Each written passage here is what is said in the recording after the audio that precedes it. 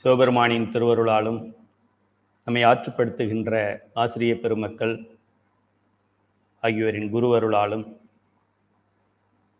அப்பர் பெருமான் என்று அன்போடு அழைக்கப்படுகின்ற திரு நாவுக்கரசர் பெருமானின் பதிகத்தை நாம் சிந்திக்கின்றோம். நாவுக்கரசர் பெருமான் திரு கைலையை பற்றிய போற்றி பதிகம் இது. பல்வேறு திருத்தாண்டகங்களில் இது கைலையை போற்றிய திருத்தாண்டகம். ஆக இது 6ஆம் திருமுறையில் 56வது பதிகமாக இருக்கின்றது. இதற்கு முன்னால் நாம் 2 போற்றி பதிகங்கள் பார்த்திருக்கின்றோம். இது 3வது பதிகம் என்று நினைக்கின்றேன். இந்த அளவில் இன்றைய பதிகத்தை ஒன்று மேலோட்டமான பொருளை நாம் உணர்ந்து கொள்வது, மற்றொன்று சைவ சித்தாந்த கருத்துக்கள் எங்கே இருக்கின்றது. தோத்திரமும் சாத்திரமும் ஒன்றே. பாடினா தோத்திரம், படித்தா சாத்திரம். இந்த அளவில் இது ரெண்டும் வேற வேற இல்லை என்பதும் இது ஒரு முக்கியமான கருத்தை நாம் திணிக்கின்றோம் மாணவர்களுக்கு. இது வேற அது வேற கிடையாது. அடுத்ததாக சாத்திரம் என்று சொல்லக்கூடிய இந்த அடிப்படை சைவ சித்தாந்தம், நம்ம சைவ சித்தாந்த சுடர் சிலபஸ், அந்த சிலபஸ் தெரியாமல் அதில் 60 பக்கம் இருக்குது, அட்லீஸ்ட் ஒரு 30 பக்கம் கூட அதில் தெரியாமல் திருமுறைகளை படிக்கிறதுல அவ்வளோ பலன் கிடையாது. 10%, 20% பலன் கிடைக்கலாம். சொல்லிய பாட்டின் பொருள் உணர்ந்து சொல்லுவார் செல்வர். ஆக பொருள் உணர வேண்டும் என்றால் சைவ சித்தாந்தம் படிச்சிருக்க வேண்டும். சைவ சித்தாந்தம்னா பயப்பட வேண்டாம், சும்மா வாழ்க்கை கல்வி. சைவ சித்தாந்தம் என்றால் வாழ்க்கை கல்வி என்று பெயர். இப்போ Tamil, English, physics, chemistry, social science, geography, maths அப்படிலாம் சப்ஜெக்ட் சொல்கிறாங்க இல்லையா, அதுபோல் சைவ சித்தாந்தங்கிறது அந்த சப்ஜெக்டுக்கு பேர் வாழ்க்கை கல்வி என்று பெயர். நம்முடைய உயிரை பற்றியும், நம்முடைய உலகத்தை பற்றியும், நம்முடைய ஐம்புலன்களை பற்றியும், நம்முடைய ஐம்பூதங்களை பற்றியும், நம்முடைய கடவுளை பற்றியும் படிக்கிறது இதுதான். மற்றதெல்லாம் மற்றதை பற்றி படிக்கிறது. ஆக இது ஆரம்ப கல்வியிலேயே வர வேண்டும். கிண்டர் கார்டன் என்று சொல்லக்கூடிய எல்கேஜி யூகேஜிலேயே இதை எளிமையாக சொல்லிக் கொடுக்கலாம். அப்படிப்பட்ட இந்த சைவ சித்தாந்தம் அடிப்படை வாழ்க்கை கல்வி. இது கற்றுக்கொள்ளாமல் வேற எதையும் கற்றுக்கொள்ளக்கூடாது வருங்காலத்தில். இப்போது நம்மளுடைய சைவ சித்தாந்த சுடர் ஒரு யூனிவர்சிட்டியில் அதை ஒரு பாடத்திட்டமாக கொண்டு வருகிறார்கள். ஒரு செமஸ்டரில் இது ஒரு பேப்பர். இந்த பேப்பர் பாஸ் பண்ணால் தான் டிகிரி கிடைக்கும். பிஏ, பிகாம், பிஎஸ்சி அது மாதிரி டிகிரி வேணும்னா இந்த சைவ சித்தாந்த சுடர் சிலபஸை அவங்க பாஸ் பண்ணியிருக்கணும். அந்த அளவுக்கு வருது இது. அது உங்களுக்கெல்லாம் இதுக்கு ஒரு வாய்ப்பு கிடைச்சிருக்கு. ஒரே இடத்துல இலவசமாக அனைத்து பாடங்களும் நடத்தப்படுகின்றது, சான்றிதழ்கள் வழங்கப்படுகின்றன. மாணவர்கள் இதை நல்லபடியாக பயன்படுத்தி கொள்ளுமாறு கேட்டுக்கொள்கின்றோம். பாடலுக்குள் செல்வோம். திருச்சிற்றம்பலம். பொறையுடைய பூமி நீரானாய் போற்றி, ஐம்பூதங்களாய் ஆனாய் போற்றி. ஐம்பூதங்கள் சிவபெருமான். ஐம்பூதங்கள் சிவபெருமானால் நமக்காக படைக்கப்பட்டவை. சிவபெருமானுக்காக அவர் படைச்சிக்கல, உங்களுக்காகவும் எனக்காகவும் சிவபெருமான் 5 பூதங்களை படைத்தார். இதில் ஒன்றும் நீங்கள் சந்தேகப்படக்கூடாது. எதை பார்த்தாலும் அது நமக்காக படைக்கப்பட்டதே தவிர வேற யாருக்காகவும் படைக்கப்படவில்லை. சிவபெருமானுக்காக இருக்கிறது 3 பொருள்கள். ஒன்று சிவபெருமான், இன்னொன்று ஜட பொருள்கள், உயிரற்ற பொருள்கள். உயிரற்ற பொருளுக்கு எதை படைச்சு என்ன பண்றது? சிவபெருமானுக்கு எதையும் படைக்க வேண்டிய அவசியம் இல்லை. நடுவில் இருக்கிறது உயிர்களாகிய நாம். ஓரறிவு உயிர், 2 அறிவு, 3 அறிவு, 4 அறிவு, 5 அறிவு, 6 அறிவு உயிர் உடைய நாம். நமக்காகத்தான் இவை எல்லாம் இருக்கின்றன, இவை எல்லாம் இயங்குகின்றனவே தவிர வேறு ஒரு காரணம் இருக்க வாய்ப்பே இல்லை.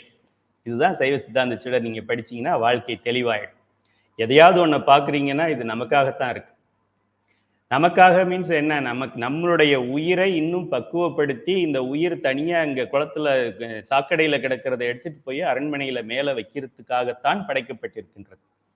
இந்த 9 கோள்கள் எதுக்காக படைக்கப்பட்டிருக்கிறது? சனி, ஞாயிறு, திங்கள், செவ்வாய், புதன், வியாழன், வெள்ளி, ராகு, கேதுவெல்லாம் நம்மை பக்குவப்படுத்தி சிவபெருமானிடம் ஒப்படைப்பதற்காக படைக்கப்பட்டிருக்கிறது.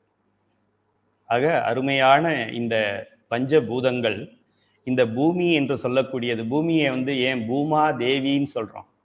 வீட்டில் பெண்கள் தான் எல்லா கஷ்டத்தையும் வெளியில் காமிக்காம தாங்கிக்கக்கூடியவங்க. ஒரு ஆணுக்கு ஒரு நாள் ஆஃபீஸில் ஏதாவது மெமோ கொடுத்துட்டாங்கன்னா அவன் வரும்போதே குடிச்சிட்டு தான் வீட்டுக்கு வருவான். ஏன்னா அந்த சோகம் தாங்க முடியாது. இல்லைனா ஸ்மோக் பண்ணிட்டு வருவார். என்னங்க ஒரு மாதிரி இருக்கீங்க அப்படின்னு கேட்டால் ஆஃபீஸில் இன்னைக்கு பிரச்சனைன்னு சொல்லுவார். அப்படி பார்த்தா இந்த அம்மாவுக்கு தினம் 24 பிரச்சனை இருக்குது வீட்டில். சிலிண்டர் தீந்து போகிறதுலேருந்து ஆரம்பித்து, பைப்பில் தண்ணி வராததுலேருந்து ஆரம்பித்து, பால் கெட்டு போனதுலேருந்து ஆரம்பித்து 24 பிரச்சனை தினந்தோறும் இருக்குது. 24 மணி நேரத்தில் 25 பிரச்சனை இருக்குது. ஒரு பிரச்சனையை கூட இந்த அம்மா வெளியில் காமிச்சிக்க மாட்டாங்க. எல்லாத்தையும் போட்டு தனக்குள்ளேயே அடக்கி அடக்கி அடக்கி அடக்கி தாங்கி பிள்ளைங்கள்ட்ட காமிச்சு என்ன பண்ணுறது, வீட்டுக்கார்ட்ட காமிச்சு என்ன பண்ணுறதுன்னு சொல்லி தானே தாங்கக்கூடியது தாய் மட்டும்தான் தாங்க முடியும். பெண்மை மட்டும்தான் இதை தாங்க முடியும். அதனால தான் சிவபெருமான் இந்த ஐந்தொழில் புரிகிறதுக்கு மனைவியை அனுப்பிச்சார். இல்லைன்னா அவரே பண்ணலாமே. அவருக்கு பொறுமை பத்தாதுங்கிறதுனால தன்னுடைய மனைவியை வைத்து செய்தார். அப்படி இந்த பெண்கள் எல்லாம், அதுவும் நம்முடைய சைவ சித்தாந்தம், நம்மளுடைய சிவனடியார்களாகிய பெண்கள் எல்லாம் பொறையுடைய பூமி. பொறையுடைய பூமின்னா என்ன அர்த்தம்? எல்லாத்தையும் பொறுத்துக்கக்கூடிய பூமின்னு அர்த்தம். பூமி இது தாங்குது இல்லை, எந்த வெயிட்டை வச்சாலும் தாங்குது. உமிழ்ந்து துப்பு தூ அப்படின்னாலும் தாங்குது, விழுந்து கும்பிட்டாலும் தாங்குது, படுத்தாலும் தாங்குது, எழுந்திரிச்சாலும் தாங்குது, காரில் போனாலும் தாங்குது, நடந்து போனாலும் தாங்குது, மாட்டையும் தாங்குது, திருடனையும் தாங்குது, நல்லவனையும் தாங்குது, சுவாமி ஊர்வலம் வரும்போதும் தாங்குது. அத்தனையும் தாங்கக்கூடியவள் பெண். பெண் பெண் அவள் தேவி தேவி தேவி. அதனால்தான் இந்த பூமியை பூமாதேவி என்று அழைக்கின்றோம். இல்லைன்னா அவளை தேவின்னு நம்ம சொல்ல மாட்டோம். எல்லாத்தையும் தாங்கிக்கிட்டு இருக்கிற பொருள். இந்த உலகத்தில் உயிரில்லாமல் தாங்கிக்கிட்டு இருக்கக்கூடியது இந்த பூமி. உயிரோட தாங்கிக்கிட்டு இருக்கக்கூடியது நம்முடைய சகோதரியும், நம்மளுடைய தாயும், நம்மளுடைய மனைவியும். இப்படிப்பட்ட பெண்கள் தான் இந்த பொறையுடைய பூமியாக இருக்கின்றார்கள். இந்த பெண்கள் மட்டும் இல்லை என்றால் உலகத்தில் ஆண்கள்லாம் பைத்தியக்காரன் ஆயிடுவான். ஒரு மாசத்துல அவன் எப்படியாவது ஒரு மாதிரி ஆயிடுவான். எல்லாவற்றையும் தாங்கி கொண்டு கணவனுடைய துன்பத்தையும் தான் ஏற்றுக்கொள்ளக்கூடிய பெண்ணன் தான் இந்த பொறையுடைய பூமி. அதனாலதான் அப்பர் பெருமான் முதல்ல அதை பாடுறார். பொறையுடைய பூமி நீர் ஆனாய் போற்றி. பூமி நீர் என்று சொன்னால் முதல்ல பூமி, அதுக்கப்புறம் நீர், அதுக்கப்புறம் நெருப்பு, அதுக்கப்புறம் காற்று, அதுக்கப்புறம் ஆகாயம்.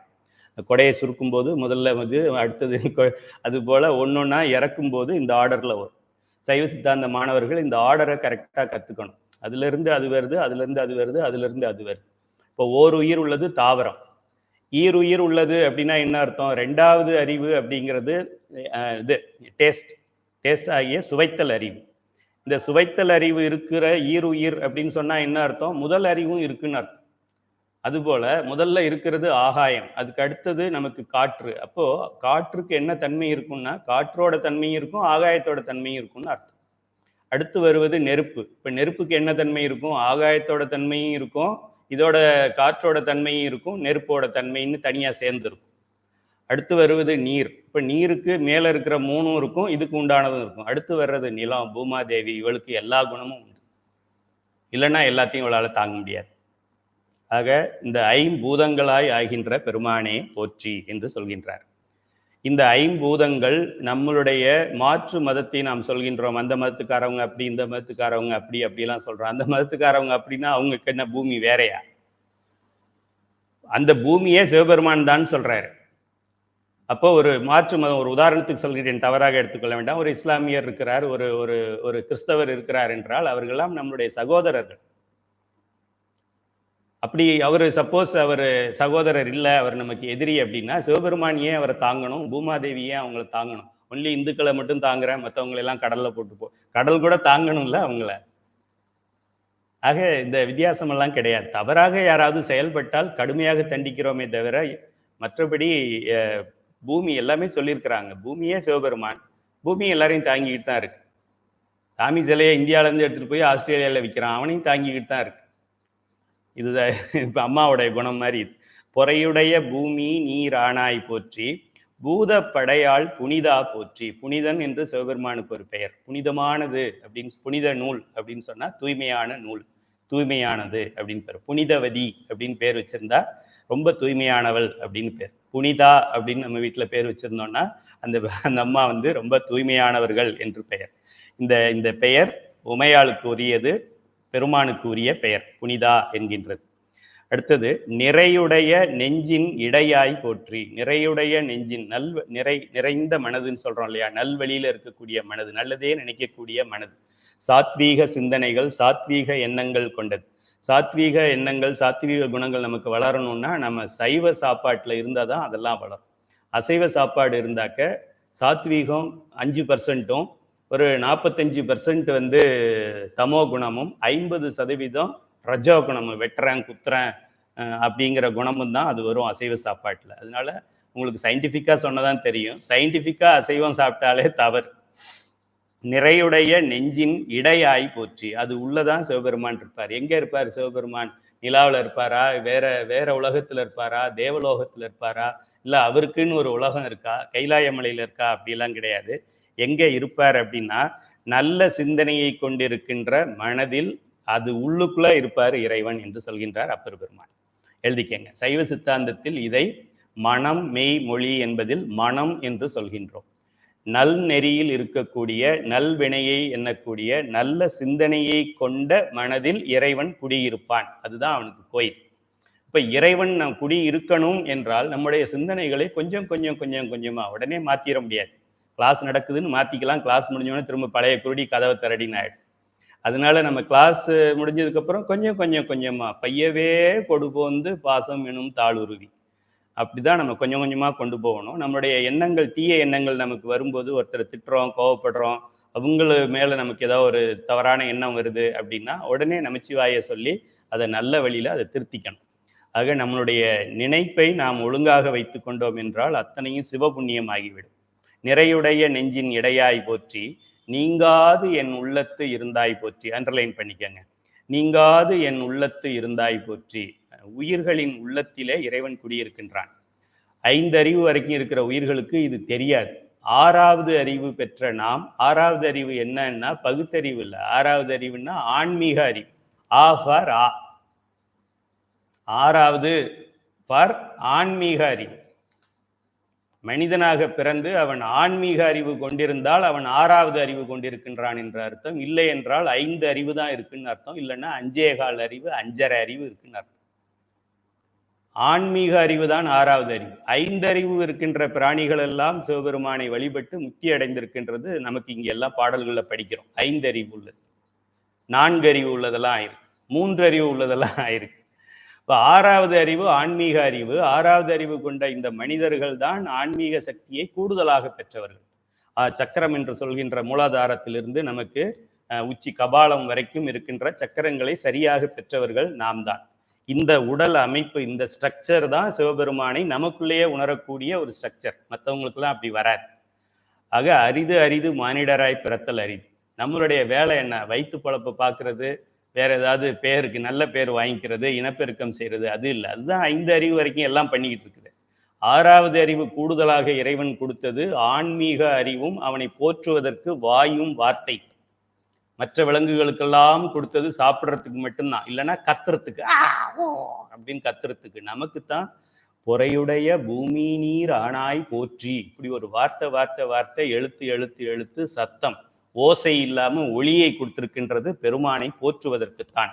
வணங்க தலை வைத்து வார்கழல் வாய் வாழ்த்த வைத்து இனங்கத்தன் சீரடியார் கூட்டமும் வைத்து எம்பெருமான் அணங்கொடு அணிதில்லை அம்பலத்தை ஆடுகின்ற குணங்கூற பாடினாம் பூவல்லி கொய்யாமோ.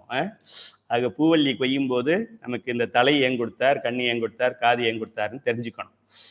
நீங்காது என் உள்ளத்து இருந்தாய் போற்றி. என்னுடைய உள்ளத்தில் அவன் நீங்காது இருக்கின்றான் என்றால் அப்போ நம்ம அப்போ ஞாயிற்றுக்கிழமை கோயிலுக்கு போகலாமா, அஷ்டமியில சாமி கும்பிடலாமா? அப்போ உன்னுடைய உள்ளத்துல நீங்காது இருக்கிறான். அப்போ எல்லா நாளும் எல்லா நேரமும் சிவபெருமான் உங்கள்கிட்டே இருக்கிற நேரம் தான், நம்மகிட்டே இருக்கிற நேரம் தான். எல்லா உயிர்களோடவும் அவன் இணைந்திருக்கான். உயிரோட ஒரு பொருள் இருக்கு என்றால் அதுக்குள்ள சிவபெருமான் இருக்கான். உயிரே இல்லைன்னாலும் சிவபெருமான் இருக்கான்.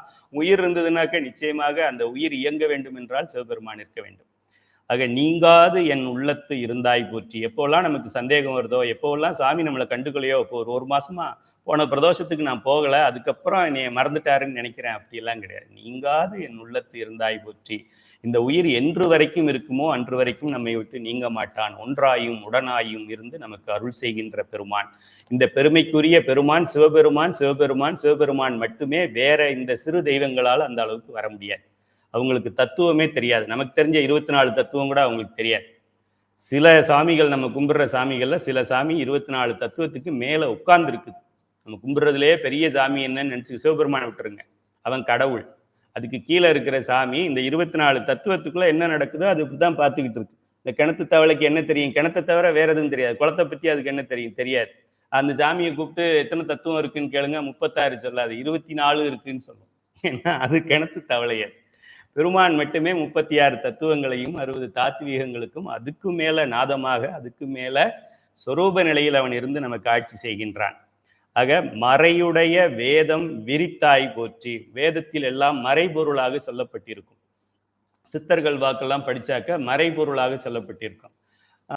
நந்தவனத்தில் ஒரு ஆண்டி, அவன் 4-6 மாசமா குயவன வேண்டி கொண்டு வந்தான் ஒரு தோண்டி, அதை கூத்தாடி கூத்தாடி போட்டூடை தாண்டி அப்படின்னு பாடுவாங்க.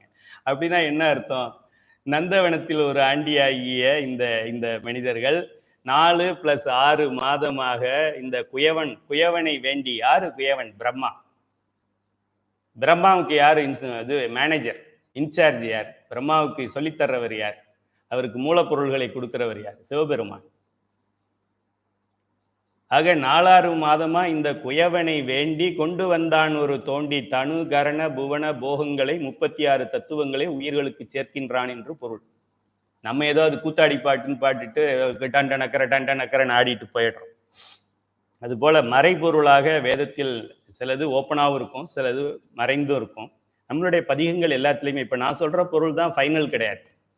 இது சரியை நிலையில் இருக்கின்ற ஒரு மாணவன், வழிபாடு செய்கிறவன், விளக்கேற்றுறவன், கோயிலுக்கு போகிறவன், இது உழவாரப்பணி பண்ணுறவனுக்கு ஒரு பொருள். கிரியை நிலையில் இருந்து அங்கே போயிட்டு சாமிக்கு முன்னாடி நின்றுக்கிட்டு அந்த சாமி இங்கே இருக்கிறாருன்னு கண்ணை மூடிக்கிட்டு உள்ளுக்குள்ளேயே பார்த்துக்கிட்டு இருக்கிறது அது கிரியை நிலை. அதுக்கப்புறம் அது இறைவன் அங்கே போய் தான் பார்க்கணும்னு கிடையாது, இங்கேயே பார்க்கலாம் அப்படின்னு சொல்லி வீட்டிலேயே உட்காந்து பார்க்கறது, வீட்டிலேயே உட்காந்து கோயிலையே பார்க்கறது, சிவலிங்கத்தை பார்க்கறது, அது யோக நிலை. அதுக்கு மேலே ஞான நிலை, உட்கார்ந்து அவனை பார்க்க வேண்டியதே இல்லை, நம்மையே அவனை பார்க்கணும். அதுவும் ஒரு தன்முனைப்பு தானே. அவனுக்குள்ள நம்ம இருக்கும்போது நம்ம எப்படி அவனை போய் பார்க்கறது? இப்போ ஒரு குளத்துல ஒரு மீன் இருக்கு அப்படின்னா, மீன் இன்னைக்கு எங்க போகலாம் அப்படின்னா, இன்னைக்கு போய் தண்ணி பார்த்துட்டு வரலாம் அப்படின்னு கேட்டா என்ன? தண்ணி பார்த்துட்டு வரோம். வாட்டருங்கிறானுங்களே இந்த பசங்க, இந்த வாட்டர் எப்படி இருக்குன்னு பார்த்துட்டு வரலாம். குளம்ன்றானுங்களே, அது எப்படி இருக்குன்னு காலையிலே நம்ம கிளம்பி மத்தியானத்துக்கு சாப்பாடுக்கு எடுத்துக்கிட்டு ஒரு பாக்ஸில் போட்டு எடுத்துக்கிட்டு நேராக பைக் எடுத்துக்கிட்டு போயிட்டு இந்த குளம் எங்கே இருக்குன்னு பார்த்துட்டு வரலாம், குளம்னா என்னன்னு பார்த்துட்டு வரலான்னு சொன்னால் எப்படி முட்டாள்தனமாக இருக்கும்? குளத்துக்குள்ளே தான் நீ இருக்க. இப்போ எனக்கு திருவருள் வேண்டும், எனக்கு திருவருள் வரணும், அப்படின்னா திருவருளும் வெளியில இருக்குன்னு தானே நினைக்கிறோம். திருவருளுக்குள்ளே தான் நாம் இருக்கின்றோம். அப்போ திருவருளை தேடி போக வேண்டிய அவசியம் இல்லை என்பது சன்மார்க்க நெறி, ஞான நெறி. இரண்டும் ஒன்றாக கலந்து இருக்கின்ற நேரம். ஆக மறையுடைய வேதம் விரித்தாய் போற்றி, உயிர்களுக்காக விரித்து கொடுக்கின்றான். அவர் விரித்து கொடுத்தது பத்தல வடமொழியில் இருக்கின்றதுனால ஞானசம்பந்த பெருமான் மூலமாக திரும்ப தமிழில் சொல்கிறார், வேதம் 4 மெய்ப்பொருள் ஆவது நாதன் நாமம் நமச்சிவாயவே. அதை அவர் விரித்து மட்டும் சிவபெருமானாவது விரித்து கொடுத்தார்.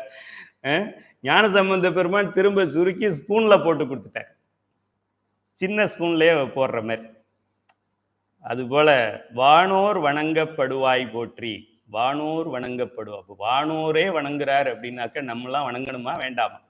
வணங்குறோமா இல்லையா? 24 மணி நேரத்துல 12 மணி நேரம் சிவபெருமானுடைய திருப்பணிக்காக செலவு செய்யறோமா இல்லையா? அப்படி ஒரு கேள்வியை நம்ம கேட்டுக்கணும். கரையுடைய கண்டம் உடையாய் போற்றி, அவன் அந்த அந்த விஷத்தை, ஆழகால விஷத்தை உண்டு அவனுடைய கண்டம் கருத்து இருக்கும். அது ஒரு அடையாளம் அவனுக்கு, அது அவனுடைய கருணைக்காக. அதாவது அதை இங்கே காமிக்கல அப்படின்னா அவர் சாப்பிடலைன்னு சொல்லிடுவானுங்க.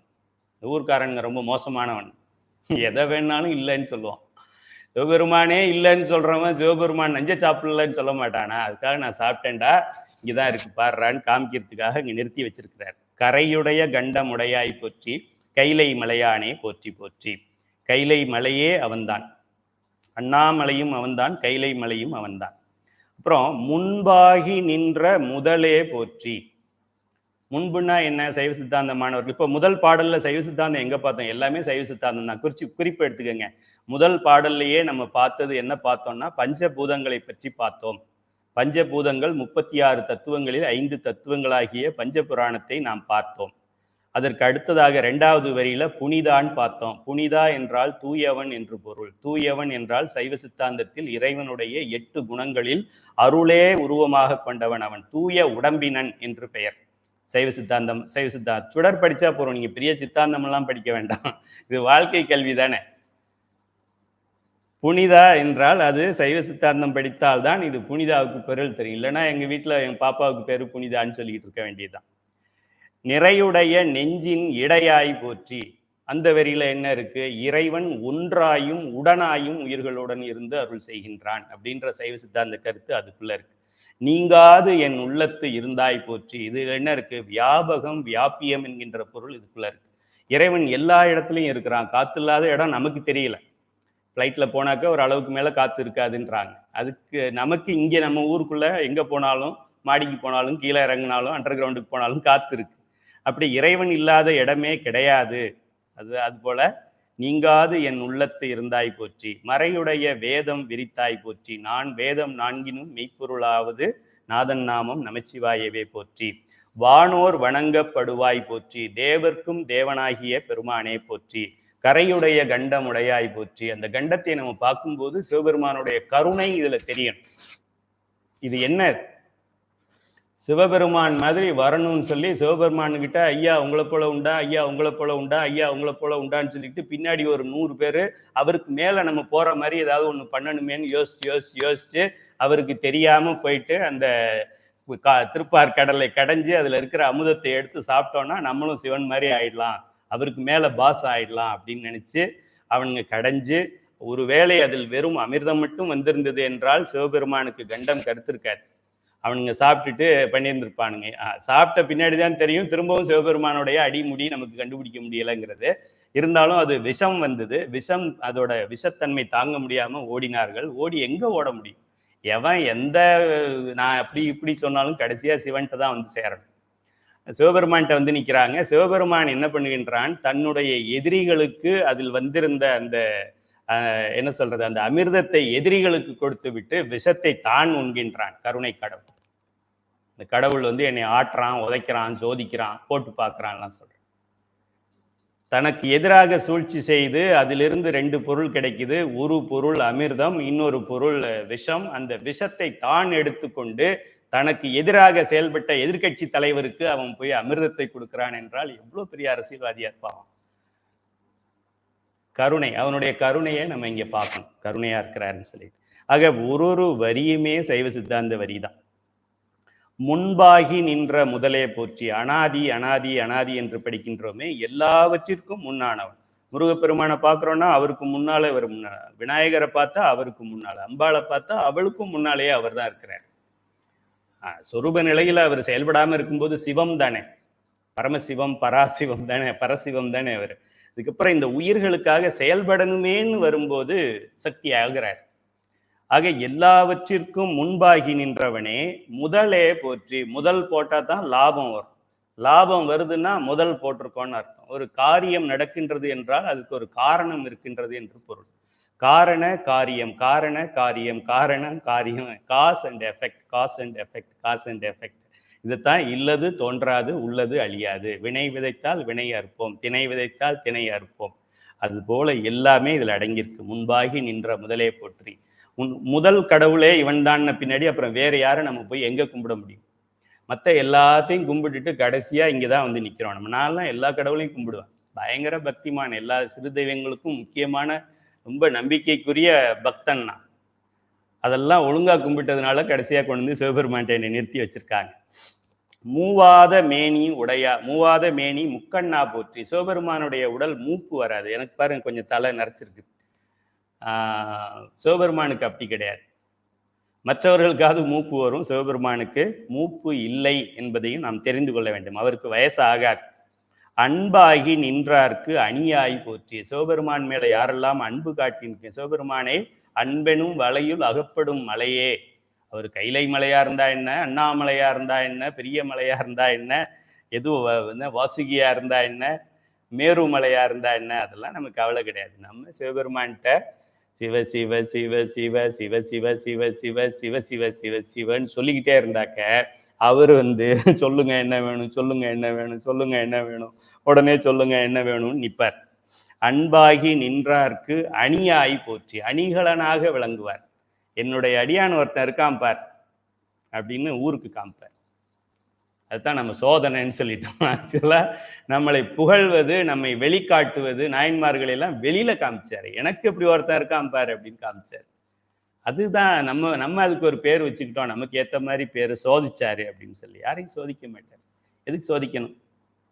அவர் சோதிக்கிறது எதுக்குன்னா மற்றவங்களுக்கு நம்மளுடைய பெருமையை காட்டுவதற்காக சோதிப்பார். அன்பாகி நின்றார்க்கு அணியாய் போற்றி. யாரெல்லாம் சிவபெருமானுக்கு அணிகலனாக அன்பு காமிக்கின்றீர்களோ உங்களுக்கு அணிகலன் கூட தேவையில்லை, கையில மோதிரம் தேவையில்லை, பிரேஸ்லெட் தேவையில்லை, கழுத்துல பட்டையா சங்கிலி தேவையில்லை. சிவபெருமானே நமக்கு சங்கிலியாக நிற்பான், சிவபெருமானே நமக்கு மோதிரம், சிவபெருமானே எனக்கு பிரேஸ்லெட், சிவபெருமானே எனக்கு மூக்குத்தி, சிவபெருமானே எனக்கு தோடு, சிவபெருமானே எனக்கு சரம் நெக்லஸ். அப்படி ஆயிட்டோம் அப்படின்னாக்க இந்த உலக பொருள்கள்ல இருக்கிற பற்று நமக்கு குறைஞ்சிரும், உண்மையான பொருளோட பற்று வந்துடும். அதனால மாயை பொருளோடைய பற்று விலகிவிடும். ஆக சிவபெருமானோட அன்பு காட்டுவதற்கு என்ன பண்ணுவது, அதைத்தான் நம்ம தினந்தோறும் யோசிக்கணும். ஆறேறு சென்னி சடையாய் போற்றி. சடையில யாராவது ஆறு வச்சிருப்பாங்களா? உங்க சடையில எல்லாம் என்ன காவேரி ஆறு இருக்கா, தாமிரபரணி ஆறு இருக்கா? ஒரு ஆறும் கிடையாது. காலையில பக்கெட்ல குளிச்ச தண்ணி கூட கிடையாது.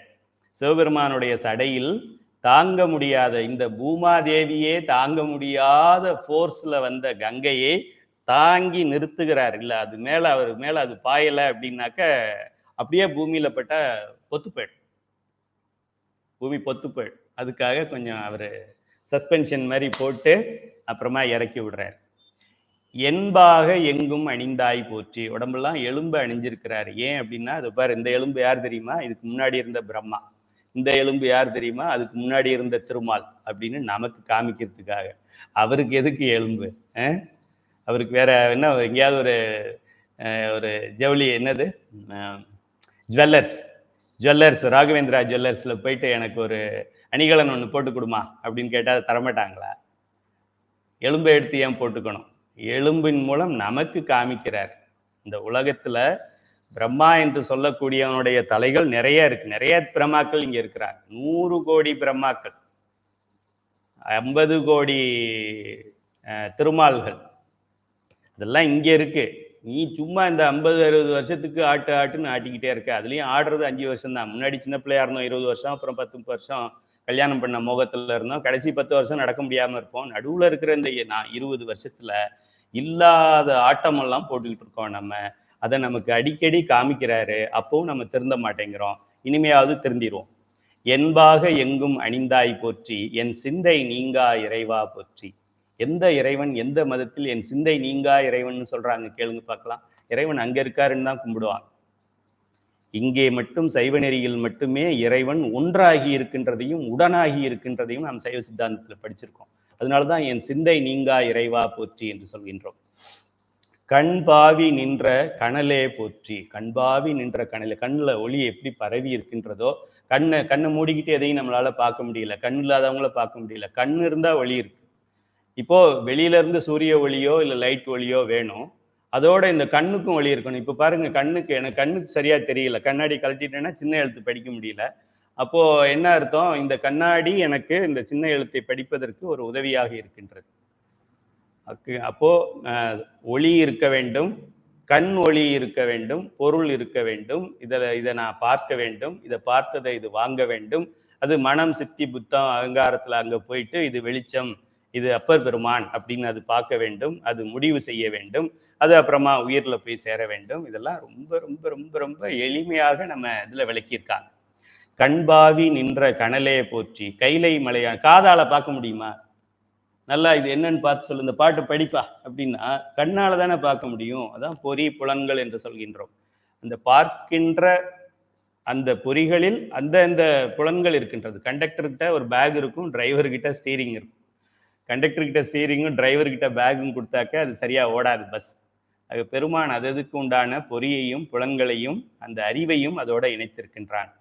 மாலை எழுந்த மதியே போற்றி, மன்னி என் சிந்தை இருந்தாய் போற்றி. மாலையில் தோன்றுகின்ற மதியாகிய நிலவே போற்றி, மன்னி என் சிந்தை இருந்தாய் போற்றி. எழுதிக்கங்க, மன்னி என் சிந்தை. சும்மா வேண்டா வெறுப்பா கிடையாது, நம்ம தான் அவனை வேண்டா வெறுப்பா கும்பிடுறோம்.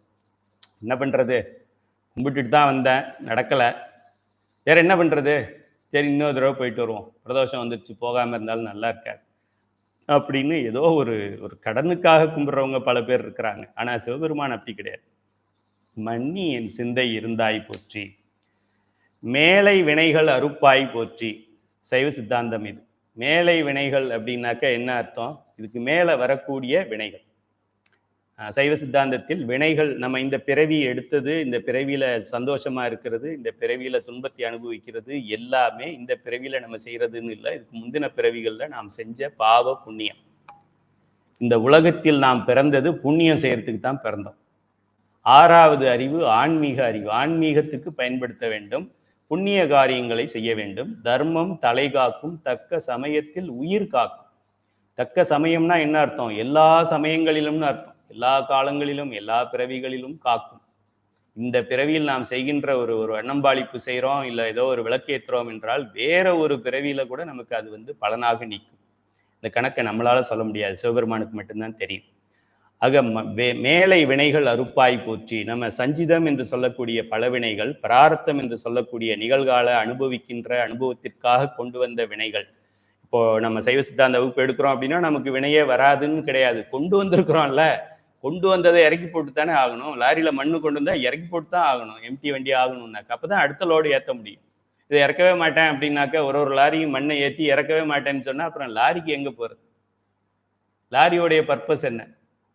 மண்ணை அங்கே கொண்டு போய் சேர்க்கறது வேற யாரு? ஆக இந்த பிறவிகளில் நாம் கொண்டு வந்த வினைகளை மண்ணு மாதிரி ஏற்றிட்டு வந்து அந்த மண்ணை சுமந்து மண்ணை இறக்கி போட்டு அடுத்ததை நம்ம ஏற்றுறதுக்கு போகணும்.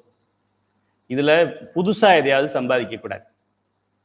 அதுதான் நம்ம ஆகாமியம் என்று சொல்வோம், எதிர்வினை என்று சொல்வோம், வரும் வினை என்று சொல்வோம், மேலை வினைகள் என்று இங்கே குறிக்கப்பட்டிருக்கின்றது. ஆகாமியம் என்று பொருள்.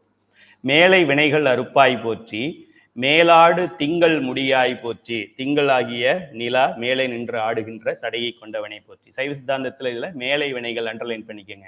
மேலை வினைகள்னா ஆகாமியம் வராம இருக்கணும். நம்ம ஒரு வினையை அனுபவிக்கும் போது நம்ம எல்லாருமே, நானே கூட சேர்ந்து இன்னொரு தவறு பண்ணிடுவேன். இப்போ ஒரு வினை என்னைய ஒருத்தர் என்னைய சைவ சித்தாந்தம் நீ நடத்துற முட்டாள் அப்படின்னு சொன்னா இது வினை. இதை நான் ஏற்றுக்கொள்ள வேண்டும். நீ முட்டாள்னு சொன்னதுனால நான் முட்டாளாயிட போறேனா? நான் முட்டாளா இல்லையான்னு எனக்குள்ள இருக்கிற இறைவனுக்கு தெரியும் அப்படின்னு நம்ம அதை ஏற்றுக்கொள்ள வேண்டும். அதை ஏத்துக்காம நான் யார் தெரியுமா, நான் ஆல் இண்டியா கோல்டு மெடலிஸ்ட், நீ யார் 5ஆம் கிளாஸ், நீ என்னை பத்தி சொல்றியா அப்படின்னு சொன்னோன்னா அவன் திருப்பி நமக்கு சொல்லுவான். அப்புறம் கை கலப்பு வரும், அப்புறம் காது கலப்பு வரும், அப்புறம் கண்ணு கலப்பு வரும், போய்கிட்டே இருக்கும். ஆக திருவருள் அப்படின்னு சொல்லிட்டு நம்ம இருக்கணும். நான் இருக்கிறேனான்னு கேட்டா 90% அப்படி கிடையாது, 10% தான் இருக்கணுங்கிறது தெரியுது. அதாவது நின்னையே அறியேன், நின்னையே அறியும் அறிவறியேன் மாணிக்கவாசகர் சொல்றாரு. உன்னையும் எனக்கு தெரியாது, உன்னுடைய பெருமை எனக்கு தெரியாது, உன்னுடைய பெருமையை எப்படி தெரிந்து கொள்வதுங்கிற அறிவு கூட எனக்கு கிடையாதுங்கிறார். நம்ம அட்லீஸ்ட் இந்த லெவல் என்னன்னா, நம்ம இருவினை ஒப்புன்னு இன்னும் வரல. இருவினை ஒப்பு வரணுங்கிறதையாவது இந்த சைவ சித்தாந்த சுடர் மூலமா தெரிஞ்சுக்கிட்டு இருக்கோம். ஆக மேலை வினைகள் அறுப்பாய் போற்றி. இந்த வினைகளை அப்படி ஒரு கோபம் வராம நமக்கு இருக்கணும் அப்படின்னா அது யார் நமக்கு உதவி செய்ய முடியும்? இந்த திருமுறைகளும் பஞ்சபுராணம் மட்டும்தான் நமக்கு உதவி செய்ய முடியும். அது மூலமா தான் சிவபெருமான் நமக்கு அருள் செய்வார். மேலாடு திங்கள் முடியாய் போற்றி, ஆலை கரும்பின் தெளிவே போற்று. அப்பா, டேஸ்ட்னா டேஸ்ட்டுப்பா அப்படி சொல்கிறோம்ல, அது போல் கரும்பை நல்ல கரும்பஞ்சாறு, கரும்பில் பால் தேன் கரும்பஞ்சாறு அதெல்லாம் கலந்தா எப்படி ஒரு சுவை இருக்கும் அப்படி படிப்போம். ஆலை கரும்பின் தெளிவே போற்றி. நல்ல கரும்பை நல்லா ஆலையில் விட்டு அந்த மிஷினில் விட்டு ஜூஸ் எடுத்து அந்த ஜூஸை நல்லா ஃபில்டர் பண்ணி அதில் இருக்கிற டஸ்ட் எல்லாம் நீக்கிட்டு அப்படி பண்ணி ரொம்ப தெளிந்த நீராக அப்படியே டிரான்ஸ்பரண்டா அந்த ஜூஸை குடிச்சா எப்படி இருக்குமோ அப்படிக்கு மேல இருப்பாராம் சிவபெருமான். ஆலை கரும்பின் தெளிவே போற்றி, ஆனால் அடியார்களுக்கு ஆரமுதம் ஆனாய் போற்றி. கரும்பு ஜூஸ் எல்லாம் கொஞ்ச நேரத்துல பின்னாடி போயிடும், இல்லைன்னா முன்னாடி போயிடும். ஆரமுதம், அமுதம் ஆரமுதம் யாருக்கு? அடியார்களுக்கு. சிவனடியாராக இருந்தால் ஆரமுதமாக இருப்பானாம் பெருமான். காலை முளைத்த கதிரே போற்றி. காலையில் சூரியன் கிழக்கில் உதிக்கும் என்று சொல்கின்றோமே, அந்த காலையில் உதிக்கின்ற கதிரே போற்றி. சூரியன் உதிக்கலாம், சூரியன் உதித்தா ஒளி வரணுமே. இப்போ நமக்கு ஒரு மழை காலம் இருக்கு, மேகம் இருக்கு. மழை காலத்துல சூரியன் வந்துகிட்டு தான் இருக்கு, காலையில இருந்து சாயங்காலம் வரைக்கும் சுத்திக்கிட்டு தான் இருக்கு. நமக்கு வெயில் வர்றது இல்லையே, சூரியன் இருந்துகிட்டு தான் இருக்கு, மேகம் மறைச்சிருக்கு. அதுபோல சூரியன் இருக்கு, அதுக்கு ஒளி இல்லை என்றால் பல்பு இருக்கு, வெளிச்சம் இல்லை என்று சொல்வது போல அந்த ஒளி உயிரோட்டத்தை கொடுக்கின்றவன் பெருமான் தான். அதனால அந்த சூரியன் வேற ஒருத்தரை வச்சு சூரியன் அவர் காருக்கு வந்து டிரைவரை போட்டு ஓட்டினாலும் கார் ஓனர் சிவபெருமான் தான். நான் தான் ஓட்டுறேன் அப்படிதான் சொல்லுவார். என் டிரைவர் ஓட்டுறான் அப்படின்னு தேவைப்பட்டா சொல்லிக்குவார். காரை ஓட்டுறாரு அப்படின்னா நம்ம ஓட்டுறோன்னு தான் அர்த்தம். ஆக சூரியன் அது ஜடப்பொருள், நல்லா தெரிஞ்சுக்குங்க. சூரியனுக்கு அறிவும் கிடையாது, ஆற்றலும் கிடையாது. சூரியன் சூரியன் மேல ஒரு தெய்வத்தை அதி தெய்வம் என்று சொல்ல, எப்படி பூமா தேவி அப்படின்னு பெண்ணை இங்கே நிறுத்தினாரோ அது போல சூரியனுக்கு ஒரு ஆன்மாவை, ஒரு பக்குவப்பட்ட ஒரு ஆன்மாவை, அங்க சுத்த வித்தையில் இருக்கின்ற ஒரு ஆன்மாவை கொண்டு போய் சூரியன்கிட்ட கொடுத்து, நீ இந்த சூரியனை நகர்த்திக்கிட்டு இரு, இப்ப நான் இதை நகர்த்திக்கிட்டு இருக்கேன், என் மொபைல் ஆடுது, மொபைல் அதுவா எப்படி ஆடும், ஏதோ ஒரு உயிர் பொருள் ஆட்டுறதுனால ஆடுது. அப்ப சூரியன் எப்படி நகருது, பூமி எப்படி சுத்துது, சிவபெருமான் ஒரு ஆளை வச்சு சுத்த சொல்றதுனால சுத்துது. இது 3ஆம் கிளாஸ் படிக்கிறவனுக்கு கூட தெரியும். 6 அறிவு இருக்கிறவனுக்கு, சயின்டிஸ்டுக்கு இது புரியாது. காலை முளைத்த கதிரே போற்றி, கைலை மலையானை போற்றி போற்றி. அடுத்தது, உடலின் வினைகள் அறுப்பாய் போற்றி. இந்த உடல் எனக்கு ஏன் இப்படி கருப்பா குட்டையா குள்ளமா முடி கொட்டி என்ன மூக்கு கொஞ்சம் சப்பையா இருக்கு என்றால் என்னுடைய வினைகள் அப்படிப்பட்ட வினைகள். நான் இது பிரம்மாவை கோச்சிக்கிட்டு பிரயோஜனம் இல்லை. பிரம்மாட்ட போயிட்டு ஏன் சாமி அவர்கள் எல்லாம் ஆணழகனா படிச்சிருக்கீங்க, நல்லா அப்படி கை தூக்குனாங்கன்னா அப்படி சதை வருது, அப்போ 6 பேக்னு சொல்றாங்களே, அந்த விஜய்க்கெல்லாம் வராது, சூர்யாவுக்கெல்லாம் வருது, அது மாதிரி ஆணழகன் போட்டியில தூக்குறாங்களே அவங்களுக்கெல்லாம் அப்படி வி மாதிரி இருக்கு, எனக்கு இப்படி வயிறு பெருசா இருக்கே அப்படின்னு கேட்டா அவனுடைய வினைக்கு 6 பேக். அவன் 6 வினை செஞ்சிருக்கான், 6 பேக். உனக்கு ஒரு வினை பெருசா பண்ணியிருக்கிற, அதனால பிரெக்னென்ட் லேடி மாதிரி உனக்கு. இது ஓ வினை, அது அவன் வினை. எல்லாருக்கும் ஒரே மாதிரி கொடுக்க முடியாது. ஆக இந்த உடல் நாம் பெற்றது நாம் ஏற்கனவே செய்த வினைக்கு ஏற்றாற்போல் தானே தவிர சிவபெருமானோ பிரம்மனோ எந்த தயவுதாட்சண்யமும் இதில் காட்டவில்லை. பிரம்மாவால காமிக்க முடியாது, சொன்னதை செய்யணும் அவர். சிவபெருமான் ஒரு கருணையை காமிச்சிருப்பாரு. என்ன காமிச்சிருப்பாரு, எனக்கு இந்த நான் செஞ்ச பாவத்துக்கு எனக்கு ஒரு 2 கண்ணுமே தெரியாம இருக்கணும், ஆனா எனக்கு கண்ணாடி போட்டாலாவது சின்ன எழுத்தை படிக்கிற மாதிரி கொடுத்துருக்கிறார். இது அவர் செஞ்ச கருணையாக இருக்கலாம். நான் செய்திருக்கின்ற அத்தனை பாவத்துக்கும் எனக்கு எழுத படிக்க தெரியாம போயிருந்திருக்கணும், இருந்தாலும் என்னை எழுத படிக்க வைத்திருக்கிறார். அதுபோல நான் செய்த ஒரு புண்ணியத்தை 10 புண்ணியமா திரும்ப தர்றதும், நான் செய்த 10 பாவங்களை எனக்கு ஒரு பாவமாக அனுபவிக்க கொடுப்பதும், டிஸ்கவுண்ட் விலையை குறைச்சி கொடுக்கறதும், புண்ணியத்தை ஏற்றி கொடுக்கறதும் மட்டும் சிவபெருமான் பண்ணுவாரே தவிர அந்தந்த உயிர்களின் வினைகளை அந்தந்த உயிர்கள் தான் அனுபவித்தே ஆக வேண்டும். ஆக உடலின் வினைகள் அறுப்பாய் போற்றி. நமக்கு இந்த பிராரத்தம் என்று சொல்லக்கூடிய இந்த நம்ம கொண்டு வந்திருக்கிற வினையை இதிலிருந்து நம்மளை காப்பாற்றுகின்ற பெருமான் சிவபெருமான் மட்டும்தான். இந்த இடத்துல போன பாடல்ல எதை சொன்னாரு, ஆகாமியம் என்று சொல்லக்கூடிய வருவினை, past tense, present tense, future tense படிக்கிறோம்ல, walk walked walked, come came came, அப்புறம் அது மாதிரி 3 காலங்களுக்கு நம்ம படிக்கிறோம். வந்தான், வருகிறான், வருவான், பேசினான், பேசுகிறான், பேசுவான். அப்படி டென்ஸ் டேபிள் படிக்கிறோம் இல்லையா, அந்த டென்ஸ் டேபிள் மாதிரி வினைகள்லையும் 3 இருக்கு. பாஸ்ட் டென்ஸ் வினை ஒன்று இருக்கு, ப்ரெசன்ட் வினை ஒன்று இருக்கு, ஃபியூச்சரா சம்பாதிக்கிற வினை ஒன்று இருக்கு. ரொம்ப ரொம்ப ரொம்ப ரொம்ப ரொம்ப ரொம்ப ரொம்ப சிம்பிளான சப்ஜெக்ட் இந்த சைவ சித்தாந்தம். டென்ஸ் டேபிள் தெரியாதவங்க யார் இருக்காங்க? நான் வகுப்பு நான் வகுப்பு நாளை எடுக்கிறேன் அப்படின்னு சொல்லுவோமா? சொல்ல மாட்டோம்ல. நாளை எடுக்கிறேன்னு சொல்லுவோம், நாளை எடுப்பேன்னு சொல்லுவோம், இல்லைன்னா இப்போது எடுக்கிறேன்னு சொல்லுவோம், நேற்று எடுத்தேன்னு சொல்லுவோம். இதெல்லாம் நம்ம சின்ன வயசுலேயே படிச்சிருக்கோம். இதுதான் சைவ சித்தாந்தம். ஏற்கனவே செஞ்ச வினைக்கு பேர் பழைய வினைன்னு பேர், புதுசா செய்ய போற வினைக்கு பேர் புதிய வினைன்னு பேர். இதை விட உங்களுக்கு எப்படி ஈஸியா சொல்லித்தர முடியும்? பழைய காலத்துல செஞ்சது பழைய வினை, புதுசா செய்ய போறது புதிய வினை. இப்போ நம்ம நிகழ்கால வினை, ப்ரெசன்ட் டென்ஸ், ப்ரெசன்ட்ல அனுபவிச்சுக்கிட்டு இருக்கிறோம், பார்த்துக்கிட்டு இருக்கிறோம் இந்த வினைகள். ஆக வருங்கால வினைகள் வராம காப்பானா ஒரு கடவுள்.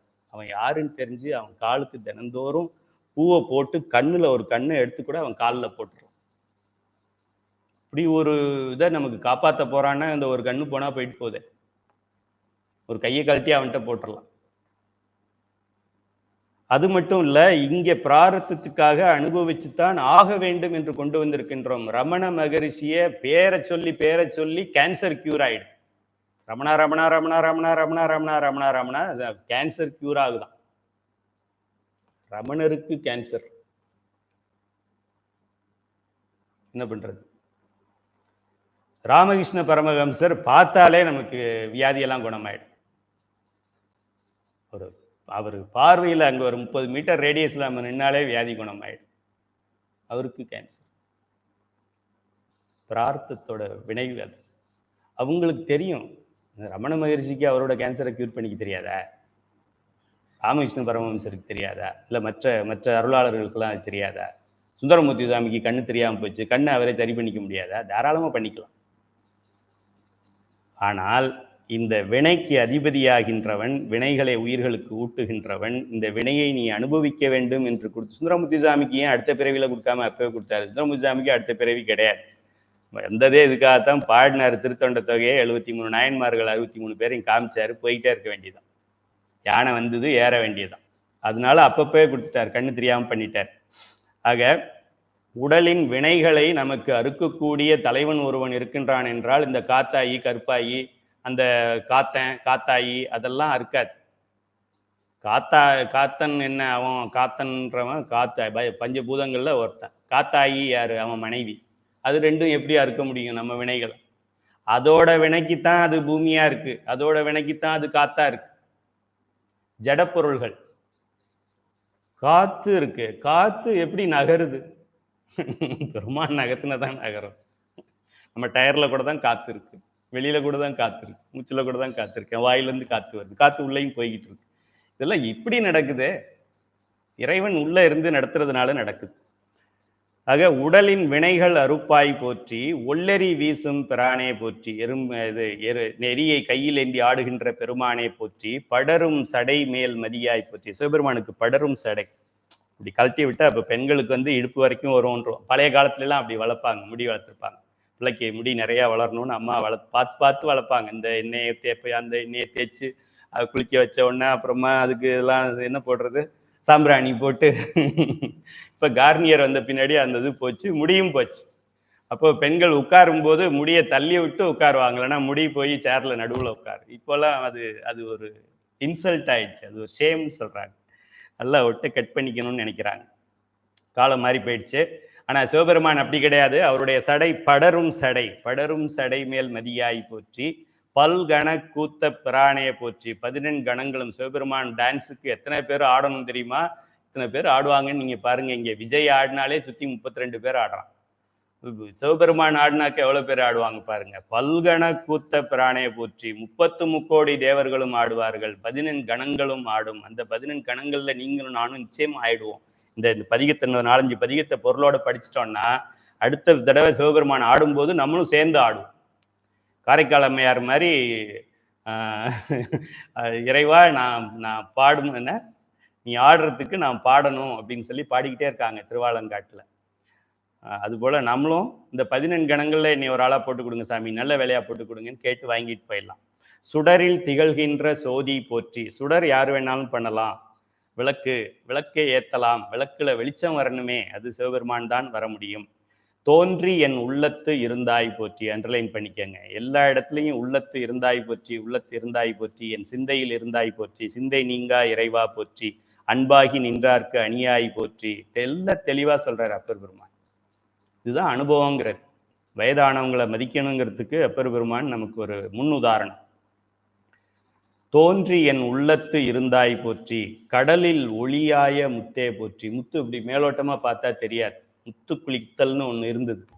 அந்த முத்து குளித்து உள்ளே போய் அந்த முத்துக்களை எடுத்துக்கிட்டு அதில் எத்தனை முத்து தேருதுன்னு பார்த்து அதில் நல்ல முத்து, ஆண் முத்து, பெண் முத்தெல்லாம் பார்த்து வெரைட்டி பிரிக்கணும். மேலோட்டமாக கடலை பார்த்துட்டு இங்கே சன்ரைஸ் பார்க்குற மாதிரி பார்த்துட்டு முத்து இல்லை அப்படின்னு நம்ம சொல்ல முடியாது. என்னுடைய வாய்ஸ் கேட்கலன்னா சொல்லுங்கள். ஒருத்தர் என்னுடைய வாய்ஸ் கேட்கலன்னு சொல்கிறாரு. வேற யாருக்காவது கேட்குது அப்படின்னா எஸ்ன்னு சொல்லுங்க. கேட்குது அப்படின்னா எஸ்.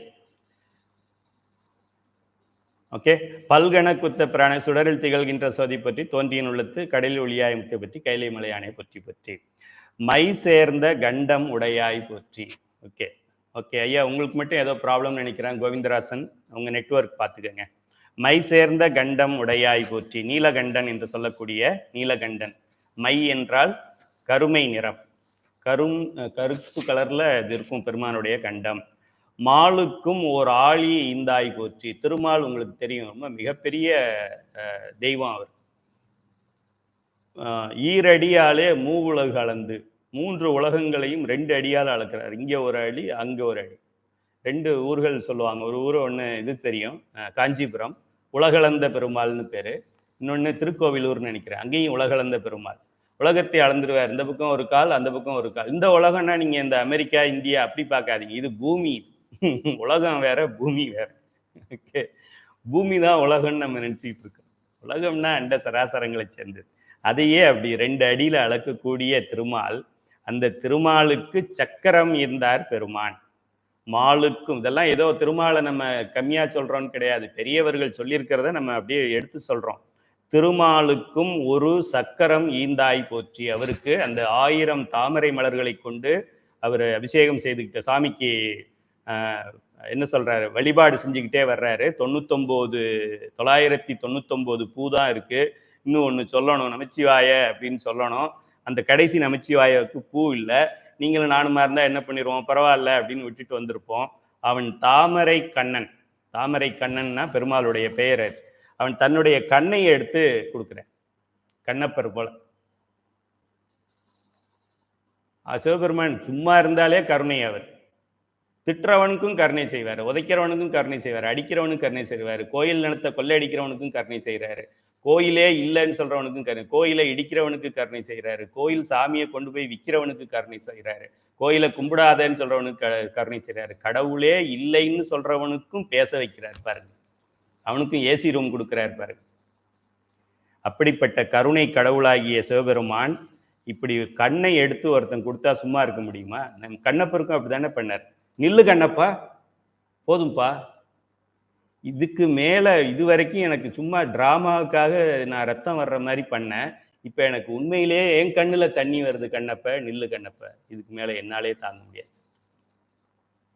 இடது கண்ணில் அது உமையாளுடைய கண், ஆம்பளைங்க தாங்கிக்குவாங்க, பொம்பளைங்களால் தாங்க முடியாது. அதுக்காகத்தான் இடது கண்ணை அவர் எடுக்கும்போது அம்பா சொல்லிட்டாங்க, இந்த பாருங்க, நம்ம ஏரியாவில் நீங்கள் குறுக்கிடாதீங்க, உங்கள் விளையாட்டெல்லாம் உங்களோட வச்சுக்க. ஒருத்தன் கண்ணை எடுக்கும்போது பார்த்துக்கிட்டு பேசாமல் இருந்தால் நான் ஒரு பெண்ணானா அப்படின்னு சொல்லி நீங்கள் நிறுத்துறீங்களா, நான் நிறுத்தட்டான். பெருமான் நில்லு கண்ணப்ப, வீட்டுக்காரம்மா சொல்லிட்டாங்கன்னு சொல்லி நிறுத்துறார். வலது கண்ணை எடுத்தப்போ வலது கண்ணில் ரத்தம் வந்தப்பெல்லாம் கதை வேற, இடது கண்ணில் வரும்போது கருணை ஜாஸ்தி ஆயிடுச்சு. கண்ணப்பனுக்கு முக்தி ஆயிடுது, பெருமானுக்கு கண்ணில் கண்ணீர் வருது. தாய் சொல்றா, ஐயோ இப்படி ஒரு உயிரை நீங்க சோதிக்கலாமா அப்படின்னு சொல்றான். அதுக்கு தான் பெருமான் பெண்களை பாதியா நிறுத்தி வச்சிருக்கிறார். மாலுக்கும் ஓர் ஆளி ஈந்தாய் போற்றி. அந்த சக்கரத்தை மாலுக்கு, திருமாலுக்கு பரிசாக கொடுக்கின்றான் பெருமான். பொய் சேர்ந்த சிந்தை புகாதாய் போற்றி. ஐய விபரீதங்களை கொண்ட, விபரீத சிந்தனை கொண்டவர்களுடைய குணங்களில் சேரமாட்டான் பெருமான், ஒதுங்கி இருப்பான். அருள் செஞ்சு ஆகணும், வேற வழி இல்லை. இப்போ நம்ம பெத்த புள்ள, காலையில் ஒரு அம்மா என்கிட்ட ரொம்ப சொல்லி அழுதாங்க. 2 பையங்களை பெற்றுட்டானுங்க, அவங்களுக்குள்ள சொத்து பிரச்சனை இருக்கு. இது எல்லா இடத்துலையும் இருக்கிறது தான், அந்த அம்மா வீடு மட்டும் கிடையாது. ஆக அந்த பையனுக்கு நீ நிறையா கொடுக்குறேன்னு இந்த பையன் சொல்கிறான், இந்த பையனுக்கு நிறையா கொடுக்குறேன்னு அந்த பையன் சொல்கிறான். 2 பேரும் அம்மா கிட்ட பேச மாட்டேங்கிறான். என்ன ஆச்சு பாருங்க, இந்த அம்மா சொத்தை சேர்க்காம இருந்திருந்தா நிம்மதியாக இருந்திருக்கலாம். இது இந்த அம்மா வயிற்ற கட்டி வாயை கட்டி சினிமாவுக்கு போகாமல், நல்ல புடவை எடுத்து கட்டாமல், காரில் போகாமல், டவுன் பஸ்ஸில் போயிட்டு நடந்து போயிட்டு சொத்தெல்லாம் சேர்த்து எல்லாம் பண்ணி இந்த பிள்ளைக்கு ஒரு வீடு, அந்த பிள்ளைக்கு ஒரு வீடு எல்லாம் கட்டி கடைசியாக இப்போ அம்மாவுக்கு சோறு கிடையாது. 2 பேரும் அம்மா கிட்ட பேசுறது இல்லை, சொத்தை மட்டும் எழுதி வாங்கியிருக்கிறாங்க. ஆக அப்படி இந்த யாரெல்லாம் அந்த விபரீதங்கள்லாம் நினச்சிக்கிட்டு தவறான செயல்களில் ஈடுபடுறாங்களோ, பெருமான் இப்போ அந்த அம்மா என்னுடைய பிள்ளைங்க இல்லைன்னு அவங்க சொல்லலை, என் பிள்ளைங்க நல்லா எண்ணுங்கய்யா, ஏதாவது வழி சொல்லுங்க அப்படிதான் சொல்றாங்க. அதான் அம்மாங்கிறது.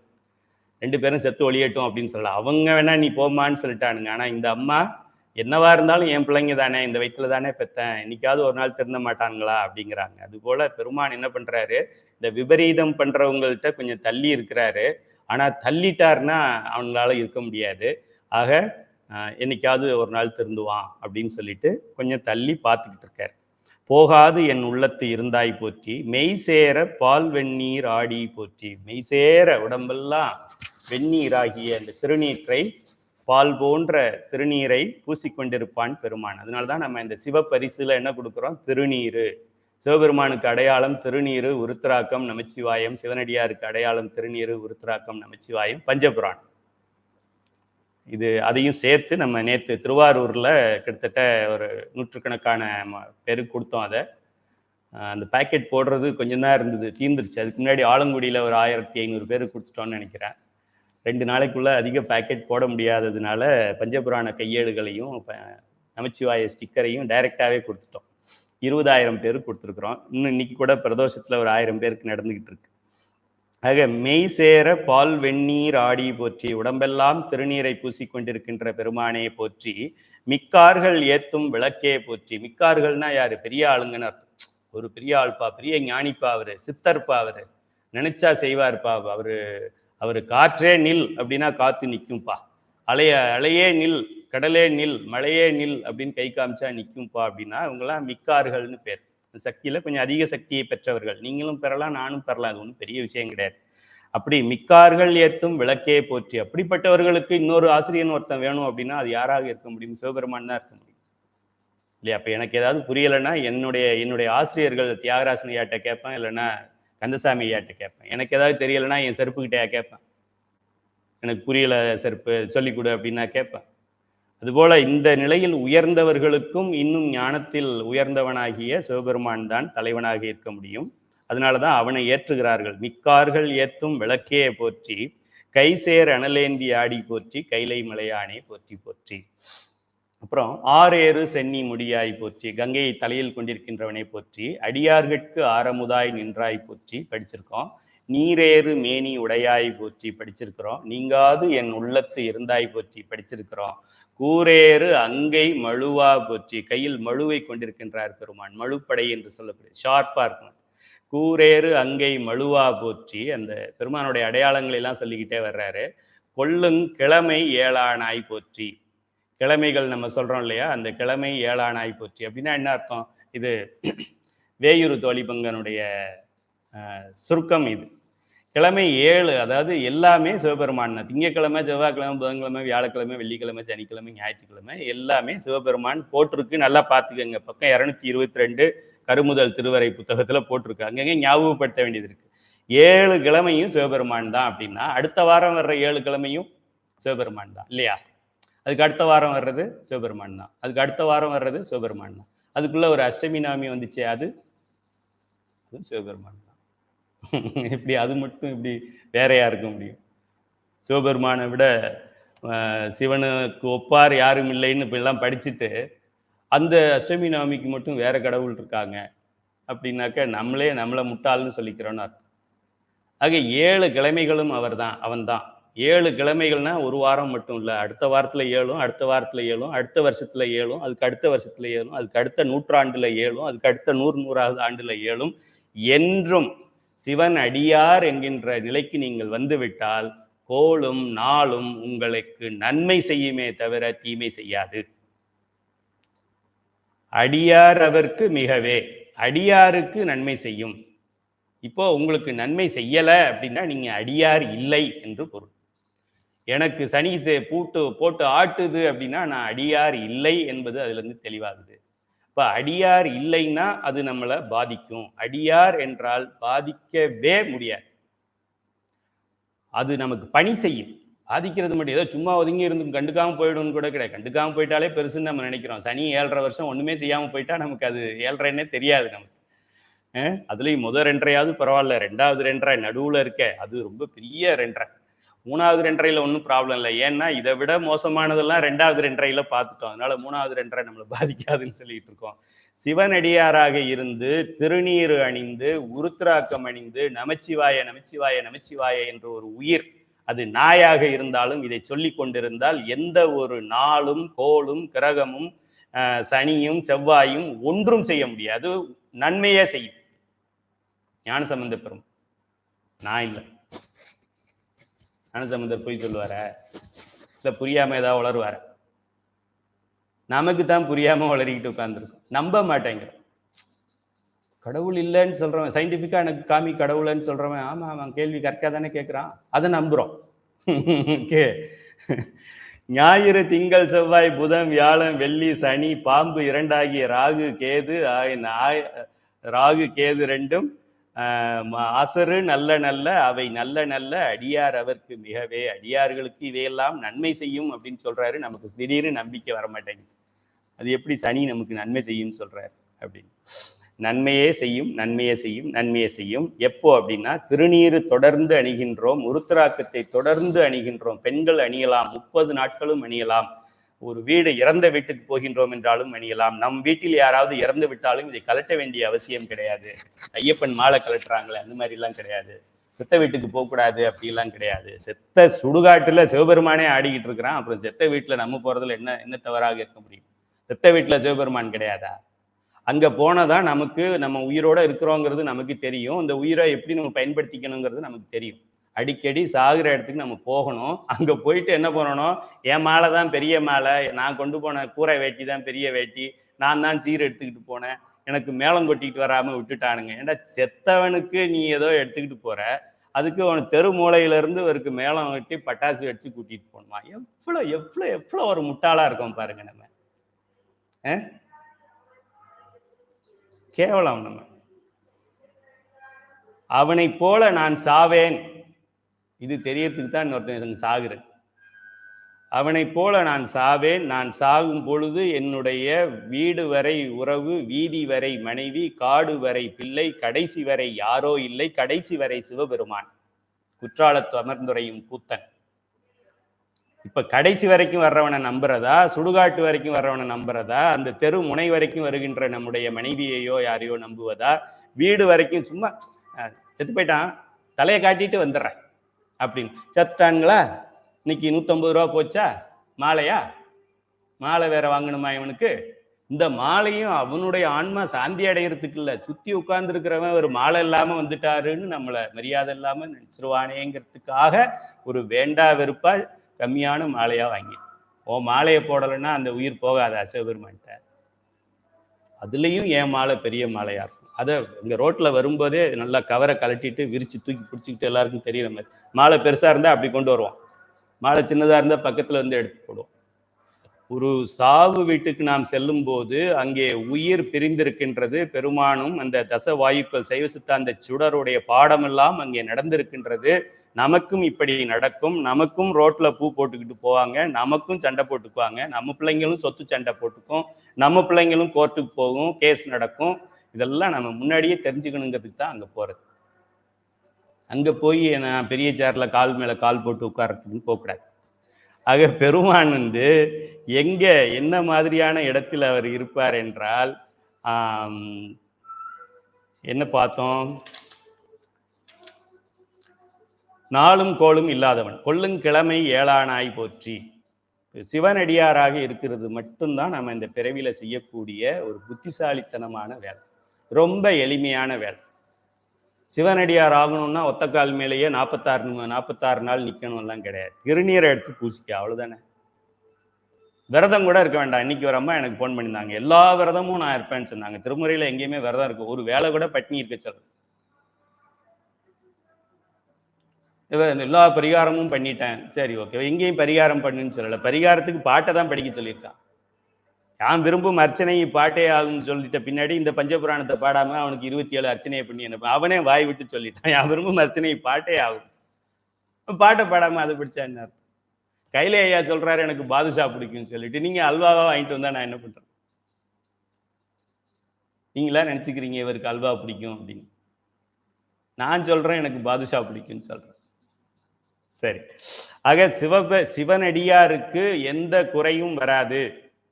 அரசு பணியில் இருக்கின்ற ஒரு பிரதம மந்திரியோ முதல் மந்திரியோ ஒரு பெரிய விஐபி இறந்து விட்டால் 21 குண்டுகள் முழங்க அரசு மரியாதையுடன் அவர் அடக்கம் செய்யப்படுகின்றார். ஆஃப்டர் ஆல் இந்த ஆகஸ்ட் 29ஆம் தேதி எலெக்ஷன் வருது, அதுல பட்டனை மாத்தி அழுத்தினோன்னா அவன் அடுத்த வருஷம் அவன் அதிகாரி கிடையாது. நம்ம அழுத்துற பட்டன்ல அவன் வாழ்றான்.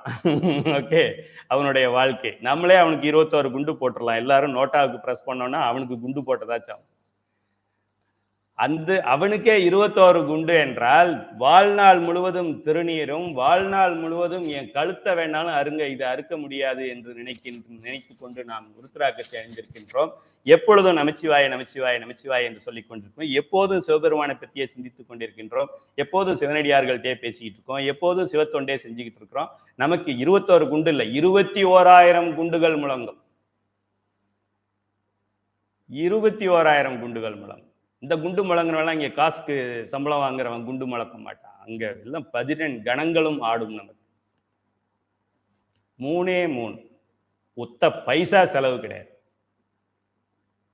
சகப்பா இருக்கணும்னு அழகா இருக்கணும்னு தேவையா, திருநீர் பூசணும், உருத்திராக்குன்னு ஒண்ணு கட்டிக்கணும். 1 2 10 56 108 கட்டிக்கணும். நிச்சயாயின்னு நிச்சயாயின்னு நிச்சயாயின்னு சொல்லிக்கிட்டே இருக்கும். காலையில மத்தியானம் சாயங்காலம் பஞ்சபுராணம் பாடணும். எவ்வளவு காசு செலவாயிருக்கு? ஒரு மாசம் ஃபுல்லா இதை பண்ணா உங்களுக்கு எத்தனை கோடி ரூபாய் செலவாகும்? 1 கோடி பிறவிகள் செலவாயிடும். இனிமே பிறக்க போற 1 கோடி பிறவிகள் ஒரு தடவை பாட பாட பாட 100 பிறவியை கட் பண்ணி தூக்கி போட்டுருவார். இது மாதிரி எளிமையா எங்கேயும் கிடையாது. அருமையான ஒரு வழிமுறைகளை நமக்கு பெரியவர்கள் கொடுத்திருக்கின்றார்கள். இப்போ கூட நமக்கு வயசாயிடுச்சுன்னு நமக்கு தெரியறது இல்லை. நமக்கு எல்லாம் தெரியும். நமக்கு வயசாயிடுச்சு, ஆகிட்டு இருக்கு, எப்போ வேணாலும் போவோம், கட்டாயமா போவோம், இதெல்லாம் தான் அடிப்படையா தெரிஞ்சுக்கணும். இது தவிர மற்றதெல்லாம் தெரிஞ்சுக்கிறோம். ஓகே. அண்டம் 7 அன்று கடந்தாய் போற்றி, 7 உலகங்களையும் என்று கடந்தவனே போற்றி. அன்று என்றால் என்ன? அன்றுனா இது 2023 அன்று. அன்று சைவ சித்தாந்தம் படிச்சிருந்தா தெரியும். சைவ சித்தாந்தத்தில் அன்று என்றால் அனாதி என்று பெயர். எந்த அன்றுன்னு சொல்ல முடியாதோ அந்த அன்றுக்கு அனாதி என்று பெயர். இன்று ஆரம்பித்தது, இன்று துவங்கியதுன்னு இந்த இன்று டேட் ஆஃப் பர்த் போட முடியாத ஒரு நிலைக்கு அனாதி என்று பெயர். மனித மூளைக்கும் மனித இந்த 25 கிராம் வேலை செய்யறதால அதை பார்க்க முடியாது, அதை கற்பனை கூட செஞ்சு பார்க்க முடியாது. அதுதான் அனாதி என்பது. சைவ சித்தாந்தத்தில் இது அன்றே என்றால் அனாதியாகவே என்று அர்த்தம். ஆதி புராணனாய் நின்றாய் போற்றி. பழம்பொருளும் முன்னை பழம்பொருட்கும் முன்னை பழம்பொருளே பின்னை புதுமைக்கும் பேத்திய பெற்றியனே அப்படின்னு சொல்லி மாணிக்கவாசகர் பாரு. முன்னை பழம்பொருளுக்கும் முன்னை பழம்பொருள், அதை யாருன்னே உன்னை பத்தி சொல்ல முடியாது. பண்டை வினைகள் அறுப்பாய் போற்றி. பண்டை வினைகள் அறுப்பாய் போற்றி. எப்படி அருமையா சொல்லியிருக்காங்க பாருங்க. இந்த பதிகத்தை படிச்சுக்கிட்டே இருந்தா போறோம், நம்ம வினைகள்லாம் தீர்ந்து போயிடும். ஒரு பேராகிராஃப்லையும் ஒரு வினையை பத்தி சொல்லிட்டு இருக்காங்க. ஒரு இடத்துல என்ன சொன்னாரு? மேலை வினைகள் அறுப்பாய் போற்றி. இனிமேல் நான் செய்வதில் எனக்கு வினைகள் கூடாமல் நீ பார்த்துக்குவ. பொறுப்பை சிவபெருமான்ட்ட ஒப்படைச்சாச்சு. சிவார்ப்பணம் அப்படின்னு பண்ணியாச்சு. ஒரு 100 ரூபா ஒரு நன்கொடையை கொடுத்துட்டு அந்த 100 ரூபாயை எழுதுனானா இல்லையா அதை போய் பார்த்துக்கிட்டு, அந்த 100 ரூபாய்க்கு என்ன வாங்கியிருக்கிறான் பார்த்துட்டு, அந்த 100 ரூபாய்க்கு ஏதோ ஒரு பல்பு வாங்கியிருந்தான்னா அந்த பல்புல சுற்றி உபயம் துரைசாமி அப்படின்னு அதுல போட்டு, அந்த பல்பு வெளிச்சமே வெளியில தெரியாது, இவன் குடும்பத்து பேர் தான் அதுல தெரியும். அதுக்கு 100 ரூபாய் நீ ஏதாவது வாங்கி சாப்பிட்டு போயிருக்கலாம். இப்ப கரண்ட் வேஸ்ட் ஆகுது, வெளிச்சம் வரல, இவன் பேர் தான் அதுல இருக்கு. அந்த இதெல்லாம் அது வேஸ்ட். அது ஓகே. பெருமான் என்ன சொல்றாரு? இது போன்ற வரு வினைகளை இந்த பெருமான் நீக்குவான். இந்த பதிகத்தை படித்தால் புதிய வினைகள் நமக்கு வராது அப்படின்னு முதல்ல சொன்னாரு. அடுத்த பாடலில் என்ன சொன்னாரு? இந்த பாடலை, இந்த பதிகத்தை, இந்த பெருமானை நாம் வழிபட்டால் இந்த பிறவியில் அனுபவிக்கிறதுக்குன்னே கொண்டு வந்திருக்கிறோம் இல்லையா, கஷ்டப்பட்டு. இப்ப ஜெயில என்ன பண்றாங்க? யாராவது ஒருத்தன் கொலை பண்ணிட்டான் எதான்னா இவனுக்கு 10 ஆண்டுகள் சிறை தண்டனைன்னு சொல்றாங்க. அப்புறம் ஒரு 7-8 ஆண்டுகள் அவனுடைய பர்ஃபார்மன்ஸ் எல்லாம் பார்த்துட்டு நன்னடத்தை சான்றிதழ்னு ஒன்று போட்டு, யாராவது ஒருத்தர் இன்னைக்கு தம்பி பிறந்த நாள், அண்ணா பிறந்த நாள்னு போட்டு வேண்டிய ஆளெல்லாம் வெளியில விட்டுறாங்க.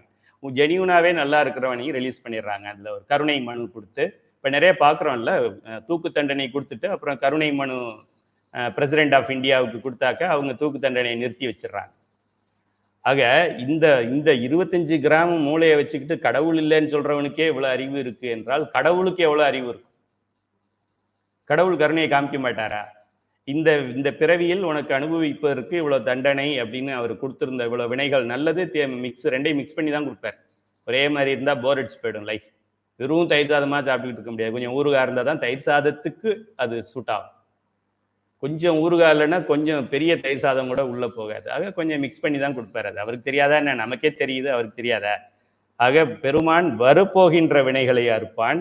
கொண்டு வந்து கஷ்டப்பட வேண்டியதிலிருந்தும் அறுப்பான். ஏனென்றால் திருநீறு, உருத்திராக்கம், நமச்சிவாயம், திருமுறைகள், பஞ்சபுராணம் நமக்கு இருப்பதால் அறுத்தே ஆக வேண்டும். இல்லைன்னா இந்த பாட்டெல்லாம் எதுக்கு பாடினார் அப்பர்? பொழுதுபோக்கா பாடினாரா? Time passing.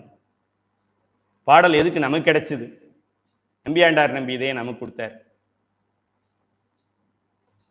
தெரியாதனமா பண்ணிட்டாரா? எப்படியாவது நம்மை கரையேற்ற வேண்டும் என்பதற்காக பண்ணிக்கிட்டு இருக்காரு சாமி. ஒன்னொன்னா ட்ரை பண்ணி பார்க்கிறார்.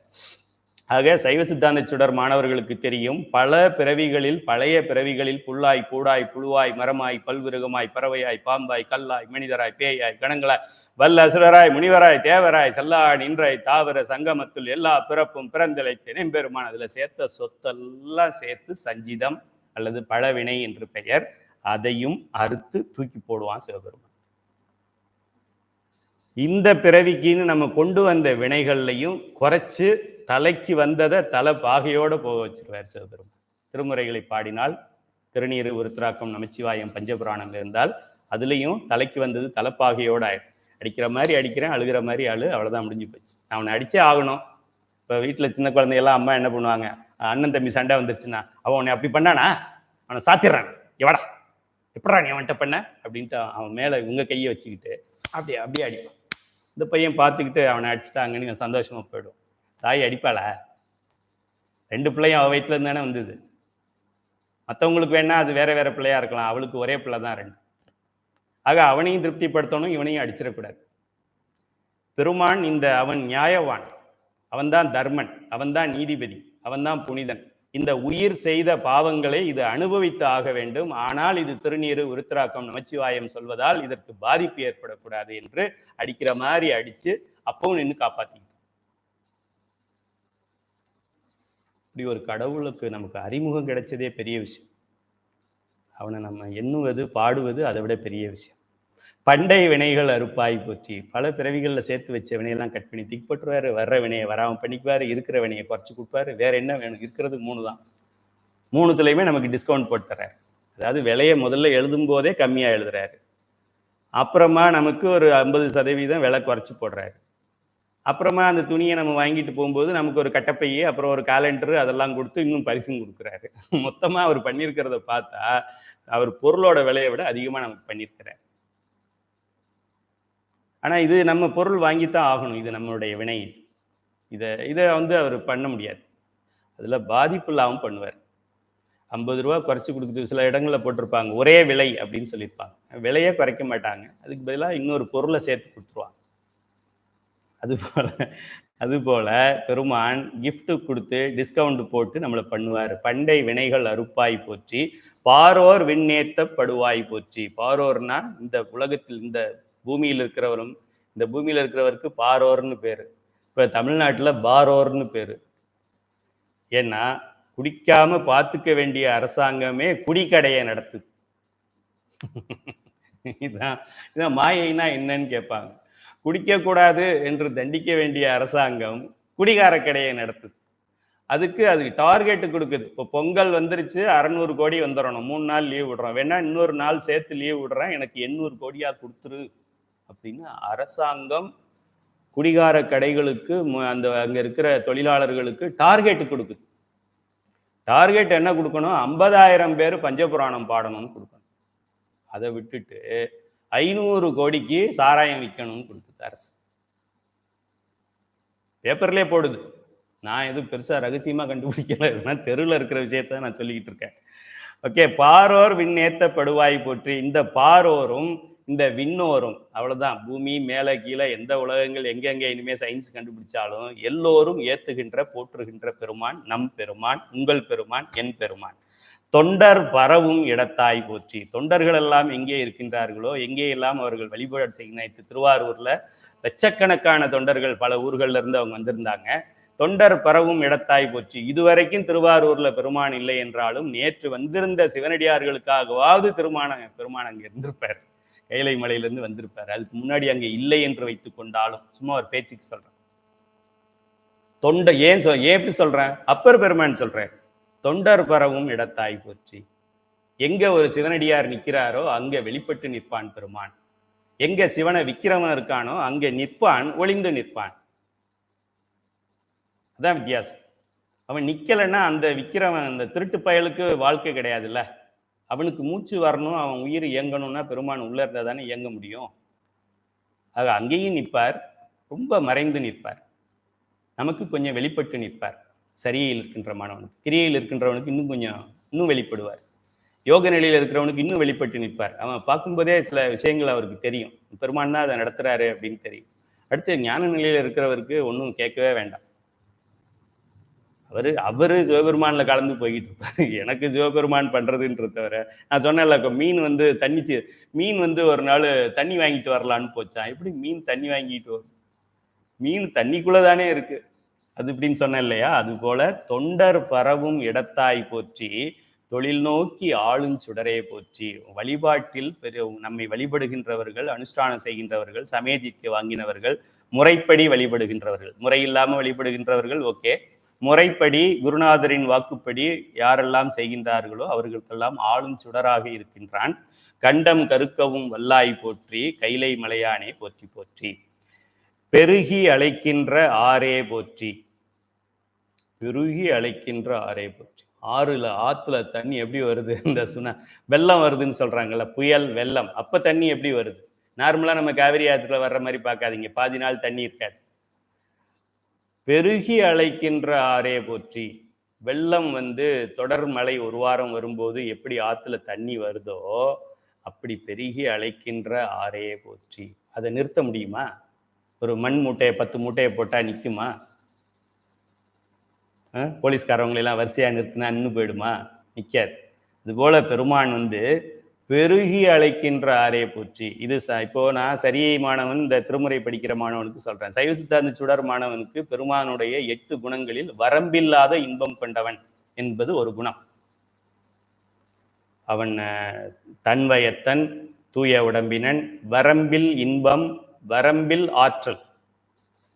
வரம்பில்லாத இன்பம். இன்பம்க்கு 1 கிலோ இன்பம், 2 கிலோ இன்பம், 1 டன் இன்பம், ஒரு லாரி ஃபுல்லா இன்பம், ஒரு நாடு ஃபுல்லா இன்பம், ஒரு பூமி ஃபுல்லா இன்பம். அப்படி எந்த இன்பத்தை வரம்பு வச்சு சொல்ல முடியாதோ, டைம் அண்ட் ஸ்பேஸில் அளக்க முடியாத ஒரு இன்பம் இருக்கும் என்றால் அந்த சத்து சித்து சச்சிதானந்தம் சிவபெருமான். பேர் இன்பத்துக்கு சொந்தக்காரன் சிவபெருமான். அதை அப்படியே நமக்கு கொடுக்கறதுக்காக அவர் ரொம்ப வருஷமா ட்ரை பண்ணிட்டு இருக்காரு. நம்ம அவரோட வலையில மாட்டேங்கிறோம். ஓகே, பெருகி அழைக்கின்ற ஆறே. வரம்பில்லாத இன்பம் உடையவன் சைவ சித்தாந்த சுடரில் நாம் படிப்போம். அனைவரும் சைவ சித்தாந்த சுடராவது கட்டாயம் படிக்க வேண்டும். அனைவரும் பஞ்சபுராணமாவது படிக்க வேண்டும். நம்ம பேசுறதெல்லாம் அடிப்படை கல்வி தான் நம்ம பேசுறோம். இதுக்கு மேல எவ்வளவு வேணாலும் படிச்சுக்கோங்க. இது படிக்கலைன்னா அந்த பொருள் எப்படி தெரியும்? ஆறே போற்றினா இது ஆறு போல் இருக்கு சிவபெருமான். ஆறு மாதிரி ஓடுவார் போல் இருக்கு. இப்ப கடல் மாதிரி நிக்க மாட்டாரோ, குளம் மாதிரி இருக்காதோ அப்படி நம்ம நினைச்சிருவோம். வரம்பில் இன்பம் உடையவன், பேரா நோய் பேர விடுப்பாய் போற்றி. தீராத நோயை தீர்க்கின்றவன். தீராத நோய்னா நம்ம நினைச்சுக்குவோம் சுகர்ன்னு நினைச்சுக்குவோம். தீராத நோய் சுகரை சொல்றாரு போல் இருக்குன்னு நினைச்சுக்குவோம். இல்ல, பிறவி. அதான் தீராத நோய். சுகர் தீர்ந்து போயிடும். அலோபதி மாத்திரையெல்லாம் அப்படியே நிறுத்திட்டு நீங்க ஆயுர்வேதத்துக்கு மாறினீங்கன்னா 1 மாசத்துல சரியாயிடும். ஹோமியோபதி, ஆயுஷ் என்று சொல்லக்கூடிய ஆயுர்வேதாவுக்கு மாறினாலும் ஒய்ஃபார் யுனானியா இல்லை ஒய்ஃபார் என்னப்பா ஆயுர்வேதா, சரி, AYUSH, U for Unani, S for Siddha, H for homeopathy, Y பாருங்க டக்குன்னு ஞாபகம் வரல, ஒய் ஃபார் அப்புறம் சொல்கிறேன். ஸோ இந்த ஆயுஷ் இந்த முறைக்கு நீங்கள் மாறினீங்கன்னா உடனடியாக நின்று போயிடும். ஸோ இந்த வியாதிக்கே இந்த மருந்து நமக்கு இருக்கு என்றால் இந்த பிறவிக்கு மருந்து யாராக இருக்க முடியும்? பெருமாளாலேயே முடியாது. பெருமாளும் பிறக்க வேண்டும். நம்ம கதையிலே 10 தடவை பிறந்திருக்காருன்னு படிச்சிருக்கிறோம். 10 தடவை நம்ம கதைக்கு மேற்பட்டு நம்ம இந்த கலியுகம் என்று சொல்லக்கூடிய யுகத்துக்கு முன்னாடி கூட அவர் பெருமாள்னு ஒரு பெருமாள் இருந்திருப்பார். அவரும் இறந்து பிறக்க வேண்டியது. சிவபெருமானை தவிர வேறு மற்ற எல்லாரும் இறந்துதான் ஆக வேண்டும். ஆக இந்த பிறவியை யாராவது ஒருவன் அறுக்க முடியும் என்றால் பிறவியை அறுத்தவன் பிறவி இல்லாதவன் தான் செய்ய முடியும். சைவ சித்தாந்தம் ஓரளவாவது தெரிஞ்சாதானே நம்ம சைவ சித்தாந்தம் நடத்த முடியும். திருமுறை தெரிஞ்சிருந்தா தானே திருமுறைக்கு பொருள் சொல்ல முடியும். அப்போ ஒருத்தனுக்கு பிறவியா இருக்கணும் அப்படின்னாக்க பிறவியா அறுக்க தெரிஞ்சவன் தானே பண்ண முடியும். பிறவியா அறுக்க தெரிஞ்சவன் எல்லாருக்கும் பிறவியா அறுக்க தெரியும்னா அவன் அறுத்துக்கிட்டு இருப்பானே. ஒருத்தனுக்கு மட்டும்தான் தெரியும். அவன் நம்ம கடவுள். எவ்வளோ பெரிய ஆள் பாருங்க. நம்ம ஏதோ சும்மா யூஸ்லெஸ் ஃபெல்லோன்னு நினச்சிக்கிட்டு இருக்கோம். இந்த உலகத்திலேயே யூஸ்ஃபுல் ஃபெல்லோ நீங்களும் நானும் தான். சிவபெருமானை நாம் தலைவனாக ஏற்றுக்கொண்டதால் நாம் பெரிய ஆள் ஆயிட்டோம். பெருகி அழைக்கின்ற ஆரே போற்றி, பேரா நோய் பேர விடுப்பாய் போற்றி, உருகி நினைவார்தம் உள்ளாய் போற்றி, காதலாகி காதல் ஆகணும், காதலாகி கசிந்து கசியம். காலையிலேருந்து எத்தனை தடவை கசிஞ்சோம்? 300 திருவாசகம் முற்றுதல் பண்ணியாச்சு, ஒரு சொட்டு கண்ணீர் கூட வரல. அது என்ன திருவாசகம்? இது வரைக்கும் திருவாசகத்தை தெரியாத ஒருத்தன்ட்ட நம்ம போய் அறிமுகப்படுத்தும் போது திருவாசகத்துக்கு உருகாதார் அப்படின்னு நம்ம சொல்லும் போதே அவன் சொல்லிடுறான், ஒரு வாசகத்துக்கும் உருகார் அப்படின்னு அவனே சொல்றான். முதல்ல இப்போ எங்கள் ஊரில் எல்லாம் திருவாசகம் படிக்குவாங்க, முற்றுதலுக்கு வாங்க நான் கூப்பிடும்போது அவங்கள்ட்ட ஒரு மார்க்கெட்டிங் பண்ணுறேன். இது மாணிக்க வாசகர் சொல்ல சிவபெருமான் கைப்பட எழுதி உங்களுக்கே தெரியும் திருவாசகத்துக்கு உருகாதார் அப்படின்னு நான் சொல்லி முடிக்கிறதுக்குள்ளேயும் அவன் சொல்றான் ஒரு வாசகத்துக்கும் உருகார்னு சொல்றான். நான் சொல்றேன் எங்க திருக்கூட்டத்துல 300 முற்றுதல் பண்ணியிருக்கோம், ஒரு சொட்டு தண்ணீர் கூட எனக்கு வரல அப்படிங்க. எங்க ஐயா தஞ்சாவூர்ல நமக்கு மாணிக்க வாசகர் கொடுத்தாரு. நீங்க ஒரு முற்றுதல்ல ஒருத்தருக்கு கூட ஒரு சொட்டு தண்ணீர் கூட வரலன்னா அது வெறும் சடங்கு ஷோ. சினிமாவுக்கும் அதுக்கும் ஒன்றும் வித்தியாசம் இல்லை. சொல், ஒரு முற்றோதலில் ஒருவருக்கு கூட எல்லாருக்குமே முழு நேரமும் தண்ணீர் வந்திருக்கணும். இல்லைன்னா எல்லாருக்கும் 51 பாட்டுல ஒரு பாட்டுக்கு ஒரு வரிக்கு ஒரு வார்த்தைக்காவது கண்ணீர் வந்திருக்கணும். நாள் ஃபுல்லா பாடியாச்சு, தண்ணீரே வரல. தண்ணீர் தான் குடிச்சுக்கிட்டே இருக்கிறோம். நம்ம காபி குடிச்சோம், டீ குடிச்சோம், சாப்பாடு குடிச்சோம், 6 வகை உணவு சாப்பிட்டோம், கடைசியா கண்ணீர் வர மாட்டேங்குது, தண்ணீர் தான் வருது நமக்கு. அப்படி என்றால் நாம் திருவாசகத்தை திருவாசகமாக படிக்கவில்லை என்று பொருள். பெருமானுக்கு என்ன அடையாளம்? உருகி நினைவார்தம் உள்ளாய் போற்றி. யாரெல்லாம் உருகி நினைகின்றார்களோ அவர்களுடைய உள்ளமாகவும் அவர்களுடைய உள்ளத்திலும் உள்ளாய் போற்றி. ஊனம் தவிர்க்கும் பிரானே போற்றி. ஊனம் என்றால் இந்த பிறவியே ஊனம் தானே. ஊனம் இருந்ததுனால தான் பிறவி இருக்கு. பிறவியில ஊனம் இருக்கிறது, எனக்கு கை சரியில்லை, கால் சரியில்லை, நான் ஹேண்டிகேப்டு, அது தூக்கி போடாது. அது ஒன்றும் பெரிய மேட்டரே கிடையாது. பிறந்ததே ஒரு ஊனம் தான். பஸ்ல போட்டிருப்பான் உடல் ஊனமுற்றோர் இங்கே உட்காருங்க. பிறந்ததே உடல் ஊனமுற்றோர் தான். பிறவி ஊனமுற்றோர். இந்த பிறவி ஊனம் இல்லாம இருக்கணும்னா ஆன்மீக சிந்தனை இருக்கணும், திருமுறைகள் படிக்கணும். அது இல்லைன்னா நீயும் ஹேண்டிகேப்ட் தான். அப்போ பஸ்ல எல்லாரும் என்ன பண்ணணும்? திருமுறை படிக்கிறவங்க மட்டும் இங்கே உட்காருங்கன்னு முன்னாடி ஒரு 4-5 சீட்டை போட்டு மற்றவங்கலாம் படிக்காதவங்களாம் இங்கே உட்காருங்கன்னு சொல்லணும். ஆக ஊனம் தவிர்க்கும் பிரானே போற்றி. நம்முடைய குறைகள், ஊனம் என்றால் உடல் ஊனமற்றில்லை, நம்மளுடைய குறைகள் எல்லாம் நாம் செய்கின்ற அறிந்தும் அறியாமலும் தெரிந்தும் தெரியாமலும் செய்கின்ற பாவங்கள், மனதால் செய்கின்ற பாவம், என்னுடைய வாக்கால் செய்கின்ற பாவம், என்னுடைய செயலால் செய்கின்ற பாவங்கள் எல்லாம் தவிர்க்கின்ற பெருமான் சிவபெருமான். ஊனம் தவிர்க்கும் பிரானே போற்றி. அருகி மிளிர்கின்ற பொன்னே போற்றி. சாதாரணமா பொண்ணு கிடையாது. நம்ம 24 கேரட் தங்கம், இது டைமண்டு, இது 10 கேரட், இது 1 கேரட் அப்படிலாம் கிடையாது. அருகி மிளிர்கின்ற பெண்ணே போற்றி. ரொம்ப ரொம்ப இந்த மாதிரி பார்க்கவே முடியாது, அப்படி ஒரு சொக்க தங்கம் அது. யாரும் இகழப்படாதாய் போற்றி. உன்னை பற்றி தெரிந்து கொண்டவர்கள் உன்னை இகழ மாட்டார். சிவபெருமானை தெரியாதவன் வேண்டும் என்றால் சிவபெருமானை இகழலாம்.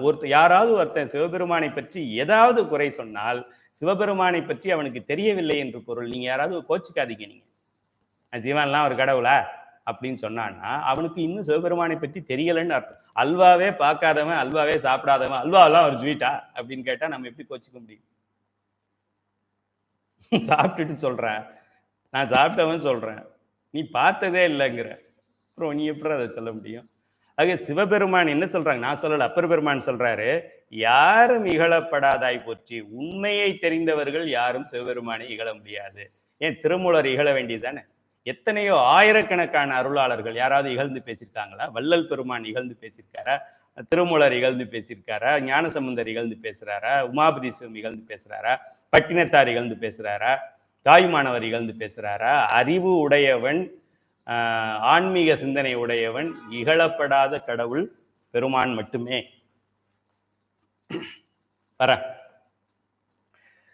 கருகி பொழிந்தோடு நீரே போற்றி. கருமேகமாக வந்து மழையை பொழிகின்ற நீரை போற்றி. பெருமான் எப்படிப்பட்டவன்? பார்க்கறதுக்கு கருப்பா இருப்பான், ஆனா நமக்கு மழை கொடுப்பான். மற்றதெல்லாம் என்ன? பார்க்கறதுக்கு வெள்ளையா இருக்கும், நம்ம தலையில கல்லை போடும். வெள்ளையா இருக்கிறதெல்லாம் கல்லை போடும். இது கர்த்த கண்டம், கர்த்த மேகமா இருப்பான், ஆனா நமக்கு மழை தருவான் சிவபெருமான். பார்க்கறதுக்கு கொஞ்சம் கொடூரமா இருப்பார். இந்த பக்கம் பாம்பு, அந்த பக்கம் புலித்தோல், அதெல்லாம் இருப்பார். ஆனா நன்மையே செய்வார். செய்ய மலர் மேலோன் கண்ணன் போற்றி. மலர் மேல் இருக்கின்ற பிரம்மாவும் கண்ணனும் கரியவனாகிய கண்ணன் போற்றி. தேடி உணராமை நின்றாய் போற்றி. திருவண்ணாமலையில் அடிமுடி தெரியாம அவங்களுக்கு நின்றாய் போற்றி. இருக்கிறதுல பெரிய சாமிகள் இந்த 2 பேர் தான், பிரம்மா விஷ்ணு தான் சொல்லணும். அவங்களுக்கே அடிமுடி தெரியவில்லை என்றால் அப்போ வேற யாருக்கு அவனுக்கு அடிமுடி தெரியும்? அதுக்கு கீழே இருக்கிறவங்களுக்கு நிச்சயமா தெரியாது. தேடி உணராமை நின்றாய் போற்றி. பொய்யா நஞ்சுண்ட பொறையே போற்றி. இந்த நஞ்சை உண்டான் என்றாலும் அதுவும் அவன் செய்கிற அருள் தான், கருணை தான். ஒரு பொருளாக என்னை ஆட்கொண்டாய் போற்றி. அதாவது பெருமாளுக்கும் பிரம்மாவுக்குமே அடிமுடி தெரியாத ஒரு பெருமான் என்ன போய் ஒரு பொருளாக ஏற்றுக்கொண்டிருக்கிறான் என்றால் என்னை எவ்வளவு தூரத்தை தூக்கி வச்சிருக்கிறாருன்னு பாருங்க. மெய்யாக ஆனஞ்சு உகந்தாய் போற்றி. ஆ என்றால் பசு. பசுவிலிருந்து கிடைக்கக்கூடிய 5 பொருள்களை கொண்டு பஞ்சகவியம் என்று வடமொழியில் சொல்றாங்க. பஞ்ச புராணம் சொல்றான்ல, அது சில பேர் என்கிட்ட சொல்றாங்க, ஏன் பஞ்ச புராணம்னு சொல்றீங்க, 5 புராணம்னு சொல்லுங்க. உங்களுக்கு 5 புராணம் தெரியுமான்னு கேட்டேன். அது எனக்கு தெரியாதுன்னு சொல்லிட்டார். வாய மூடி பேசாம இருச்சு. பஞ்சாமிர்தம்னு சொன்னா மட்டும் சாப்பிட்ற, பஞ்சபாண்டவர் கதை மட்டும் சொல்ற, பஞ்ச புராணம்னா என்ன கேட்டு போய் முதல்ல புராணத்தை பாடு. தமிழ்லாம் நீ அப்புறம் பேசலாம். தமிழால் என்னை பாடுன்னு சொல்றான், தமிழ்ல பாடு. பேரை பேசிக்கிட்டு இருக்க. அப்படியே பேசி பேசி தானும் பாட மாட்டான், மற்றவனையும் பாட விட மாட்டான். பெருமான் பஞ்சகவிய நீராட்டை விரும்புபவர். அவருக்கு அல்வா பிடிக்கும்னு சொல்றாரு. பெருமான் சொன்னாருன்னு சொல்லல, அவருக்கு அது பிடிக்கும் அப்படின்னு அப்பர் பெருமான் சொல்றார். மிக்கார்கள் ஏத்தும் குணத்தாய் போற்றி. பெரியோர்கள் ஏத்துகின்ற குணத்தாய் போற்றி. அப்போ என்னை பத்தி யாராவது ஒருத்தர் தவறா சொன்னாங்கன்னா மற்றவங்க நம்ம என்ன சொல்றோம், உங்களே வச்சுக்கோங்க. அவரை நான் என்ன சொல்லுவேன், உன்னை போய் ஒருத்தன், அவனுக்கு என்ன அறிவு இருக்கு, உன்னை பத்தி அவனுக்கு என்ன தெரியும், நீ மலை அவன் மடு அப்படின்னு சொல்றான்னு நீ கோச்சிக்கலாமா? அவனோட நீ சமமா பேசுறதே தவறு. நாய அப்படின்னு விட்டு ஒதுக்கி போயிட்டாரு. நீ எங்க இருக்க, அவன் எங்க இருக்கான், டோன்ட் கேர் அப்படின்னு சொல்றோம்ல. அதுபோல மிக்கார்கள் ஏத்தும் குணத்தாய் போற்றி. ரொம்ப அறிவுடையவங்க பெரியவங்களே ஏத்துகின்றார்கள் என்றால் அப்ப எப்படிப்பட்ட பெருமானாக இருப்பான்? கையானை மெய்த்தோல் உரித்தாய் போற்றி. தும்பிக்கையுடைய யானையின் தோலை உரித்து போத்தினான். மேல் வைத்த வானோர் பெருமான் போற்றி. மேலுலகில் இருக்கின்ற வானோர்களுக்கெல்லாம், இந்திரனுக்கெல்லாம், தேவேந்திரனுக்கெல்லாம், 33 கோடி தேவர்களுக்கெல்லாம், அண்ட சராசரங்களுக்கெல்லாம் வானோர் பெருமான் போற்றி. அவர்களுக்கெல்லாம் தலைவன் என்று ஒருவன் இருக்கின்றான் என்றால் அவன் பெருமான், சிவபெருமான் மட்டுமே. மேலாடு புறம் 3 எய்தாய் போற்றி. அந்த முப்புறங்களை அம்பு எய்து அழித்தவனே போற்றி. சீலத்தான் தென்னிலங்கை மன்னன் போற்றி. ராவணனை பற்றி கடைசி பாடல் வந்துருச்சுன்னு அர்த்தம், வகுப்பு முடிய போகுதுன்னு அர்த்தம். சீலத்தான் தென்னிலங்கை மன்னன் போற்றி. சிலைனா மலை எடுக்க வாய் அலற வைத்தாய் போற்றி. அந்த கைலாய மலையை நான் எடுத்துடுறேன் அப்படின்னு சொன்ன உடனே வாய் அலற வைத்தார். பெருமானே அப்படின்னு விழுந்து பாடி திருமுறைகளை பாடின உடனே என்ன பண்ணிட்டாரு, இன்னும் பெரிய ஆளா வான்னு சொல்லிட்டாரு. அதான் பெருமானுடைய குணம். சிலை எடுக்க வாய் அலற வைத்தாய் போற்றி. கோலத்தார் குறைவில்லான் தன்னை அன்று.